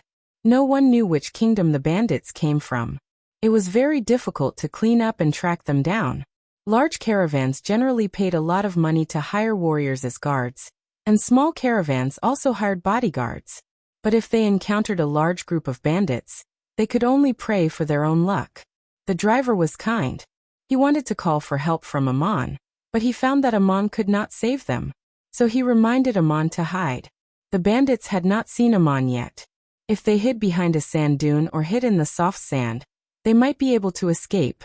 Amon nodded to the driver and said, "Thank you for the reminder. Don't be afraid. I'll stop the bandits." He had heard the legend of desert bandits since he was a child, but this was the first time he had seen one. He was a little curious. Moreover, there was a chance to save people. Why not do a good deed? Amon waved his wand, and the cloud above his head disappeared. He walked past the speeding carriage with a branch in his hand. Then he heard the sound of hooves. 2 people and 4 horses were chasing behind the sand dune in the distance. 2 bandits in black robes with their heads covered with cloaks were chasing after them on horseback. There was another horse running behind them. They held the reins in one hand and the bright scimitars in the other. As they chased, they shouted, "Damn fatty, don't run anymore. If you stick your head out, you'll get a knife no matter what. Just hand over all your money and I'll give you a quick death. Otherwise, I'll tie you up and throw you into the desert to dry. Hey brat, who are you?" The 2 bandits saw Amon suddenly appear after passing by the carriage. They were very surprised that such a person had come out of nowhere. He did not run or hide, but instead came to meet them. The horse ran very fast. In the time they spoke, they were in front of them. The bandit on the horse on the left casually slashed. He was used to killing people and did not even bother to ask who the other party was. In this kind of situation, whoever met him would die. The scimitar was made of fine iron. The blade was curved, which was very suitable for slashing and cutting with the force of the galloping horse. When the scimitar slashed at Amon, there was a faint layer of light on the blade. The range of the light was far beyond the length of the blade. This was a martial art skill that only a level 5 warrior could have. No wonder the legendary desert people were so fierce. Amon did not die. He heard a crack. The branch in his hand met the saber. It did not collide with the blade.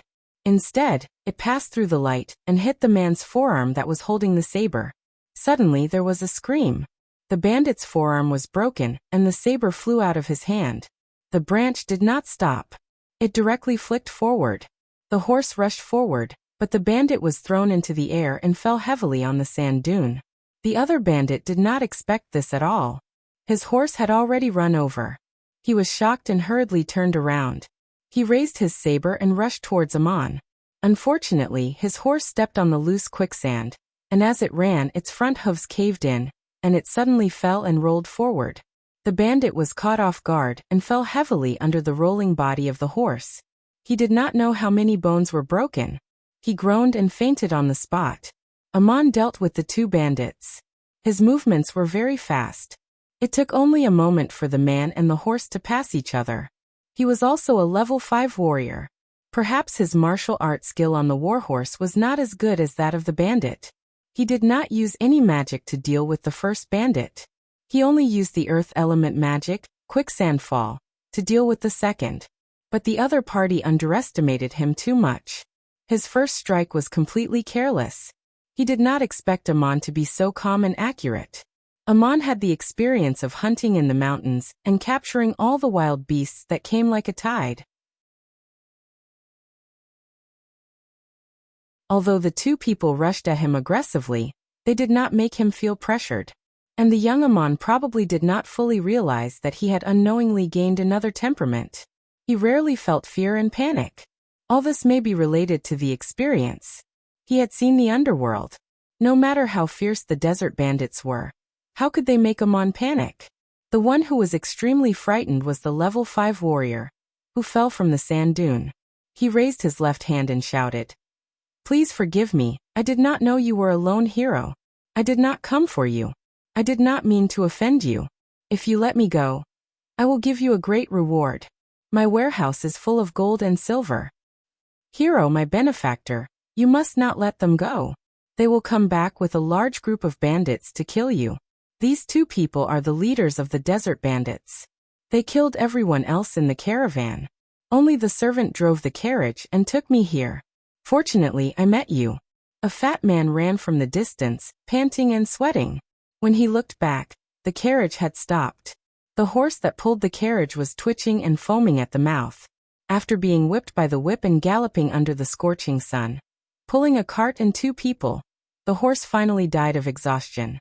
If Amon had come a little later, they would have been killed. The frightened bandit saw the fat man, and his eyes suddenly lit up. He pointed at him and shouted to Amon, "Hero, it's him. He has a lot of money on him. You might as well kill him. Then you will be rich. All the money on him will be yours. If you let me go, I, the night wolf, will give you double the reward. How much money does this fat man have on him? I will give you double the reward." This man was called the night wolf. Amon had actually heard his name before. The merchants who came to Duk mentioned him several times. It was said that this man ran amok in the desert with his 40 bandits. They were a very powerful group of roving bandits. Even the army sent by the city-state failed several times to hunt them down. The fat man was startled when he heard this and did not dare to walk any further. He trembled and shouted, "Benefactor, you have saved my life. I will definitely repay you heavily. As long as I return to Egypt, I can pay you 3 times the amount of money I have on me." Amon was so powerful that he killed 2 bandits in the blink of an eye. And he traveled alone in the desert. Who knew where he came from? Maybe he was also a lone bandit. If he had evil intentions, the fat man would also be unlucky in this deserted desert. Thinking of this, how could he not be afraid? The fat man also made a promise to thank Amon. Amon did not pay attention to the merchants and the bandits. He turned to the fat man and asked, "You want to go to Igut? And a carriage? Very good. May I ask who you are and what happened to you?" Amon's voice was not loud, but it had its own majesty. The fat man hurriedly bowed and said, "I am Sio, a merchant from Montefiore, Empire of Igut. I was transporting goods to Uruk in the Kingdom of Babylon to sell. On the way back, I encountered bandits. There were only 2 of them, but they killed the bodyguards and all the workers of my caravan. Only my slaves and I escaped here." Amon asked again, "Do you know Leskutli from Uruk for business?" Sio was overjoyed. He nodded repeatedly and said, "Yes, of course I know him. I sell many of my goods to him, and often buy things from his shop. Are you his friend?" "Amon, we can be considered friends. I protected him once. Sayo understood the moment he heard this. Amon was a warrior and used to be Lescutli's bodyguard. He hurriedly took a few steps forward and said, "That's great. Then we are also friends. If you can protect me and return to Igut safely, I will thank you greatly." The bandit saw that the two were actually getting closer and shouted anxiously, "Hero, how can you trust a shameless merchant? They are even more untrustworthy than bandits. If you kill him, you can get a large sum of money right now. If you let me go, I guarantee that you will get another large sum of money. I, Nightwolf, am famous in the desert for keeping my word." However, Amon did not seem to hear Nightwolf's words. He pointed to the 4 horses around him and said to Sayo, "Take these horses. Hitch one to the carriage and lead the other 3 to the back. Let's go together. I happen to be going to Igut, so I can send you to Cape States on the way." After the 2 bandits dismounted, the 4 horses stood where they were, including the horse whose front hooves had caved in. It was not injured at all. The horse that Sayo used to pull the carriage had already collapsed. One horse was obviously not enough to carry 3 people on a long journey in the desert. The 2 horses that were not ridden were carrying leather bags on their backs. They were probably drinking water, which was necessary to travel in the desert. Without waiting for Sahathar's order, the coachman ran over and took the reins of the 4 horses and pulled them to the side of the carriage. He took off the leather bags from the backs of the horses and threw them into the carriage. Then he put another horse on the shaft of the carriage and said respectfully, "My lord, the carriage is ready for you." Nightwolf sat on the sand dune and shouted, "Hero, you can't do this." Amon picked up the 2 scimitars on the ground and handed them to Sayo. "Take these and don't leave them behind." Sayo trembled, but he still carefully took them and asked in a low voice, "You are not going to kill these 2 bandits?" Amon shook his head and said, "I don't want to kill people." Nightwolf's leg was injured when he fell, and he struggled to stand up. He shouted, "Since you don't want to kill us, why did you take the horses and water? We will die of thirst in the desert." Amon walked to the carriage and slowly replied, "I didn't kill you only because I don't want to kill people, not because you don't deserve to die. You slashed at me like cutting grass. Did you ask who I am? Do you want me to save you? If you don't want to die of thirst in the desert, I have 2 suggestions. First, wait for the gods to save you. Second, commit suicide before you are baked by the sun. Give yourself a quick death." These words made Sayo shiver again. Amon was really ruthless. However, thinking about it carefully, it made sense. If he had not dodged the knife just now, Amon would have been a corpse in the wilderness. When they got on the carriage, Amon asked the driver, "What's your name?" The driver replied, "My name is Aesop. I am Master Sayo's slave." Amon nodded. "Aesop, you did a good job. Drive the carriage back." The carriage turned around. There were 3 horses tied to the back, and there were 3 people sitting on them. They drove towards the south. Sayo opened the curtain and looked at Nightwolf, who was gradually disappearing from his sight. He said, "He is dead." Amon said, "How do you know? Maybe someone will pass by and save them." "That's impossible. Ever since the Great Flood, the north of the desert has become a vast swamp. The land transportation has been cut off, and no one uses this trade route anymore. I had no choice but to go north because I was on the run." Sahathar shook his head. Amon nodded and said, "So that's how it is. Then they are indeed dead. That person is called Nightwolf. I have heard of his name. He has a lot of blood in the desert. He deserves to die like this." Sayo seemed to suddenly remember something. He slapped his forehead and said, "Benefactor, I have also heard of the name Nightwolf. He has been harassing the trade routes for many years. The governor of the Cape States, Sir Dick, has put a bounty on his head. If anyone can capture him alive or cut off his head and send it to the Cape States, there will be a huge bounty. You almost missed this opportunity." Amon did not order the carriage to go back. Instead, he pointed to the 2 machetes on the ground. "I am not interested in this money.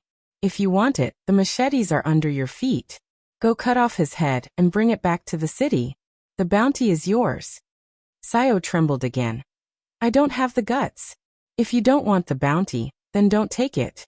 Anyway, as long as we reach the Cape States, I will definitely thank you." The fat merchant looked somewhat regretful. He did not have the guts to cut off the head of a bandit. On the other hand, he did not dare to accept the bounty. Even if Night Wolf was dead, the bandits under him were still alive.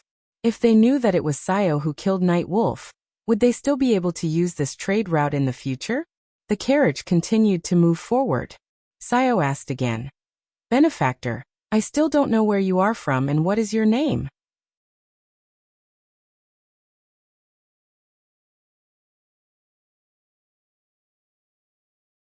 Chapter 77. At dusk, they arrived at the place where Sayo's caravan was attacked. The camel was still tied to the carriage. Not far away, there were horses that had run away.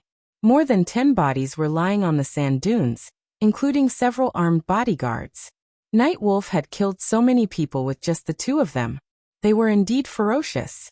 Perhaps it was because the size of the caravan was not large, so the Night Wolf did not bring a large group of people. Unfortunately, they had run into Amon's hands.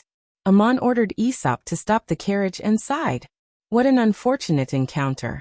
We can't bring all their bodies back this time. Let's bury them properly first." That night, after burying the victims, the camel and the horses were taken away, but the other carriage was left behind. Amon split the carriage into many long wooden strips and stuck them into the sand dunes where the bodies were buried. It looked like a small forest, leaving a recognizable mark. When he and Aesop were doing all this, Sayo was watching. He did not want to destroy a carriage, but he did not stop them. Amon had a very strange discovery. The ability he obtained from the underworld did not disappear. He could still sense the emotional changes of the master and servant, but he had to enter a deep state of meditation. What was going on? Did he bring out this special ability from the underworld? Or did some of the original ability he had awakened by chance? Amon did not think too much about it. The various magic he practiced was already an incredible power for ordinary people. Of course, it would be better to have one more. This time, Sayo was transporting goods to Uruk City. He did not bring many things back. He only had the cash he got from selling. That was why Night Wolf followed him so closely. He carried a bulging money bag in his arms. He was careful not to take it out along the way. Even when he slept, he hugged his arms. In the early morning of the next day, the 3 continued their journey. With a covered carriage, they could constantly change horses along the way. It was indeed much more convenient and comfortable. At noon, Amon held Schrödinger in his arms and took out a water bag to feed it water. He moistened his lips bit by bit and gently moistened it, as if he was feeding a baby. Sayo tried to strike up a conversation. "You must be from the Igut. Only the people of the Igut would love cats so much. Cats are the symbol of the gods, and they are worshipped and loved. I have a few cats at home. If you like them, I can give you the best one. It can catch mice." Amon shook his head with a smile. "Keep it for yourself. How can I snatch what others like? This cat isn't a pet. It's my friend. It's been sick recently." Then he asked a question that made Sayo very nervous. "How much money did you bring this time? Did the robbers target you?" Sehathar subconsciously folded his arms and shrank back. He replied, "Not much, just a dozen parangons." 10 parangons were hundreds of gold coins, which was a lot. But Amon knew that Sayo was lying. Even without detection magic, he could tell from Sayo's reaction and tone that the merchant was not telling the truth. In fact, Sayo had more than 25 parangons with him. Yesterday he made the same promise as the robbers, which was to pay Amon 3 times the amount of money. That was at least 75 parangons, which was an unimaginable amount of money for ordinary people. When he came back to his senses, how could Sayo not feel the pain? So he spoke in a very serious tone. He was very anxious, afraid that Amon would see through him, or insist on checking his money bag. Fortunately, Amon was just asking casually. Sayo breathed a sigh of relief. He felt that his back was already sweating. Amon could see Sayo's reaction clearly. He couldn't help but feel a little amused. Amon just wanted to save people. He didn't want to ask for the huge reward, nor did he want to blackmail this merchant. He was just playing with Sayo. This man was timid and stingy. He was always sweating, which was very funny. Most of the men in Duk were tall and strong. It was rare to see a man like this. At this time, Amon had just turned 16. He looked very mature, but he still had the temperament of a young man. What Amon did next surprised Sayo. He took out a delicate copper bottle from his leather bag, opened the stopper, held the cat in one hand, and put the mouth of the bottle to the cat's mouth with the other. He fed it little by little. The tempting aroma of wine wafted in the carriage. Even the driver, Aesop, couldn't help but take a deep breath. This was obviously the best wine. Amon bought this bottle in Somme. It was originally prepared for Schrödinger. At that time he bought 2 bottles. Schrödinger drank one and left. Amon didn't touch the remaining bottle. He kept it in his leather bag, waiting for Schrödinger to come back and drink it. There was no wine in the carriage. Sayo, who had just recovered from the shock, felt a little hungry. He licked his lips and said with surprise and pity, "You actually fed such good wine to your cat?" Amon explained, "This cat is my friend. I know it likes to drink. The better the wine, the better it likes it." "We are also friends," said Sayo. Amon raised his eyes and looked at him. "I saved you. Do you feel sad about the huge reward you have to pay? Are you complaining that I fed wine to the cat, but didn't treat you?" Amon was really straightforward. It was as if he could see through Sayo's thoughts at a glance. Sayo avoided Amon's eyes and replied in a panic, "No, of course not. As soon as we reach Cape States, I will pay you 30 parangons. I can't thank you enough." Amon smiled. He knew that his words just now were a little mischievous and made Sayo very uneasy. He lowered his head and continued to focus on feeding the cat. Schrödinger didn't seem to be really unconscious. It was just too lazy to move or open its eyes. When the wine was brought to its lips, it stuck out its pink tongue and licked its lips.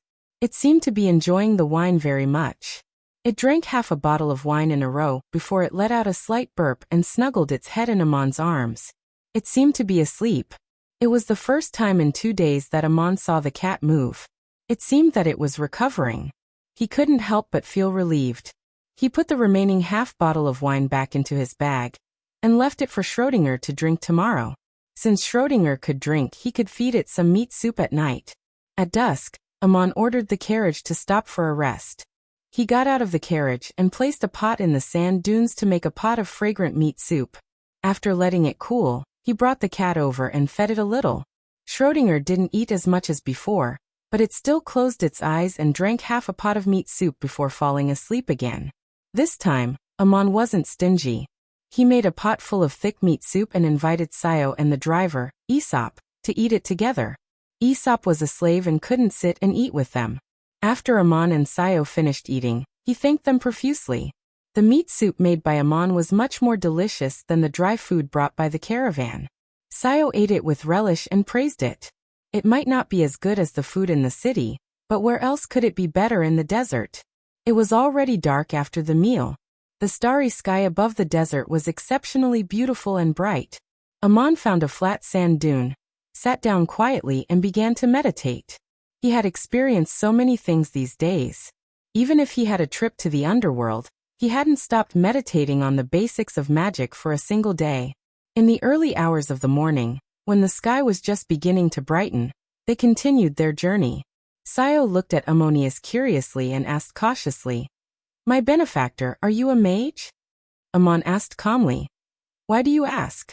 Sayo explained, "I saw you meditating under the starry sky for half the night. Only a noble mage would meditate like this, so I took the liberty to ask. If you are a mage, please forgive Sahathar's rudeness." Amon shook his head. "No, I'm not a mage." At this time, Aesop sat on the shaft and explained, "My lord, in my hometown and even further places, there are many people who like to meditate like this. They think about life, existence, and other esoteric questions. They are not mages. Sometimes, I also like to sit under the starry sky, feel everything with my soul, and think about all kinds of stories in the world."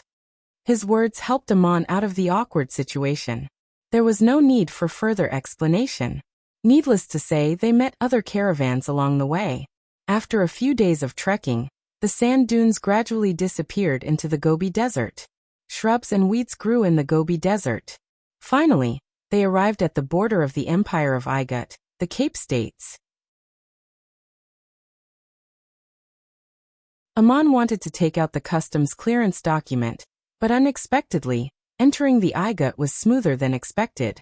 Sayo had been on this road many times, and was very familiar with the tax collectors and soldiers guarding the checkpoint. He paid the fee and entered directly. Aesop was his slave and Aman was his bodyguard. They entered the border without being checked. They didn't even need to prepare the documents. After entering the border, Sayo said to Aman with some embarrassment, "We're already in the territory of Igut, but I have to go to Cape City to have a business. Only there can I pay you." What he meant was that he hoped Aman would continue to escort him until they reached the main city of Cape States. Aman smiled and said, "I'm going to Cape City too. Let's go together. I heard that you're going straight back to Montefiore. I have something to do in Cape City. Let's part there." There was still a long way to go from the border checkpoint to the main city. Along the way, they passed by many villages and towns. The largest town was a port near the sea in the north. It had tens of thousands of residents and looked very prosperous. It was almost like a small city. Sayo explained to Aman that since the land communication with the Hittite kingdom of Saya was cut off by the flood, the trade between the two city-states relied on shipping, so the port town became prosperous. However, the trade of the entire city-state was somewhat affected. More than half of the 3 important trade routes had been lost. It was more convenient for the shipping trade between the Empire of Igut and the Hittite kingdom to depart from the ports of Montefiore at the mouth of the Nile River, so there was no need to make a detour to the Cape States. Cape States was currently a transit point for goods trade between the Kingdom of Babylon and the Hittite kingdom, and the land transportation between the Empire of Igut and the Kingdom of Babylon still passed through Cape States. A few days later, they finally entered Cape City. Aman saw the prosperity of the city with his own eyes. He had been to the capital of Babylon. Of course, he had seen everything there was to see. However, the atmosphere of the people was different from place to place. Most of the land in the Cape States was barren and not rich in agricultural and livestock products, but the trade was quite developed. Therefore, there were countless shops in the city, and one could see specialties, delicacies, and wines from all over the world. There were also entertainers performing in the streets and alleys. It was a dazzling sight. This was a city full of vitality, chaotic but rippling with vitality. It was very lively. Wandering through the streets and alleys, smelling the aroma of various delicacies, looking at the dazzling array of goods, and those who were enjoying fine wine and food, watching the performances of entertainers, or haggling over prices, there was a sense of vitality rushing towards them. If there was a person who was tired of the world and wanted to commit suicide, he should bring him to such a place to walk around and experience it. It was very likely to dispel the idea of suicide. Aman, who had just escaped from the gloomy mansion of the underworld not long ago, felt very good coming to this place.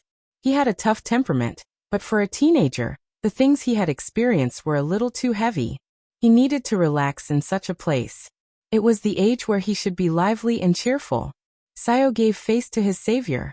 Not only did he arrange an inn for Aman, but he also let Aesop drive a carriage and take Aman around the city for 2 days, visiting all kinds of lively places. Although Aesop was a slave, he was very knowledgeable and had a stomach full of stories to tell. It was very interesting to have him as a guide. On the 3rd day, Sayo invited Aman to the shop he opened in the Cape States. He asked the shopkeeper, Humbert, to count 30 parangons in front of him and put them on the counter. "My savior, this is your reward. Please don't be shy, you must accept it." Sayo's expression and tone were as sincere as possible, but Aman could feel that his body was a little tense, as if he was grabbing something and trying to pull it back. He felt as if his heart was being clenched. Anyone who took out such a large amount of wealth would feel heartache. Aman didn't want to make things difficult for him. Why should he create a grudge after saving a person? He waved his hand and said in a calm and firm tone, "Sayo, you should be glad that you are still alive, so you can continue to enjoy these things. But don't forget that the bodyguards and the people you hired are all dead. I will only take 10 parangons. Thank you for your reward. The rest of the money will be used as compensation for the families of the deceased. Sayo was so moved that tears almost flowed down his cheeks. He took a few steps forward and grabbed Amon's arm. Thank you, my savior. If you have time to pass by Montefiore, please come to my mansion. I will give you the best treatment. Aesop was also very moved. He picked up 10 parangons from the counter, knelt on the ground, and handed them to Amon with both hands. Hero, I thank you on behalf of those unfortunate people. I pray for your bravery, integrity, generosity, and kindness. Amon took the parangons and put them in his pocket. In his excitement, Aesop had forgotten one thing.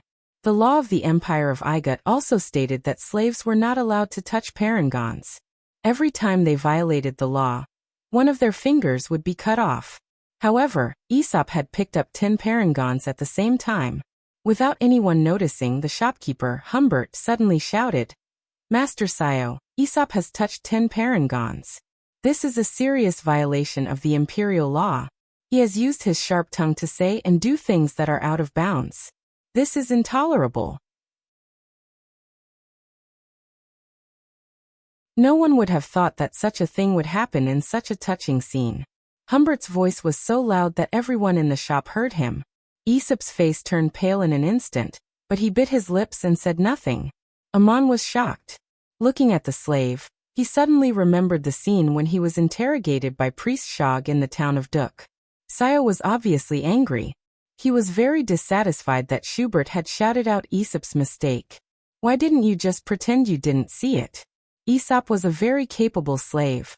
He was eloquent and knowledgeable. He was highly valued by Sayo.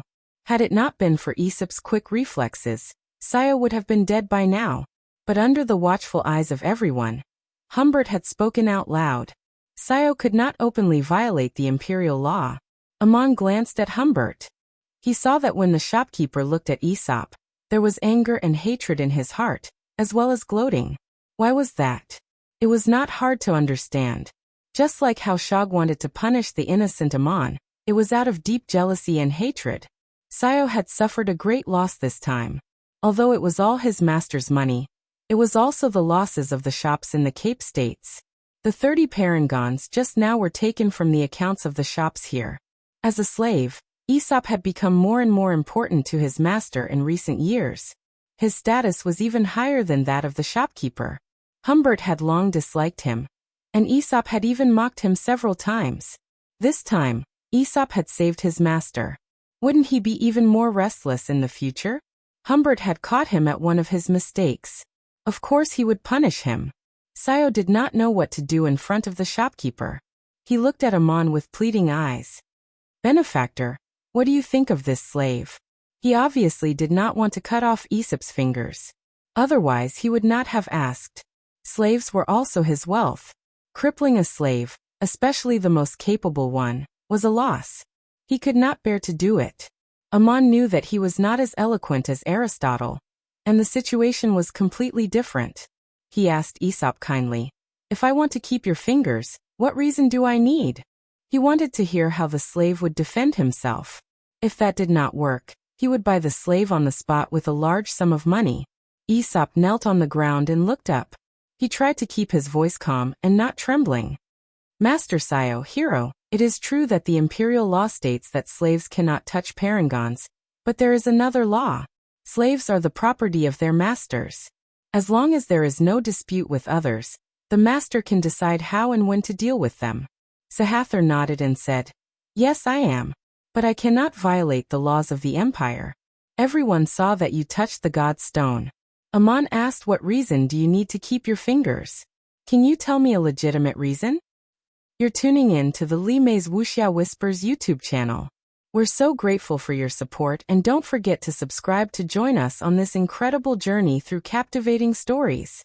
Your generosity through donations truly makes a world of difference, as it's the primary source of revenue that allows me to expand and enhance this channel for you. Thank you from the bottom of my heart for being a part of this adventure.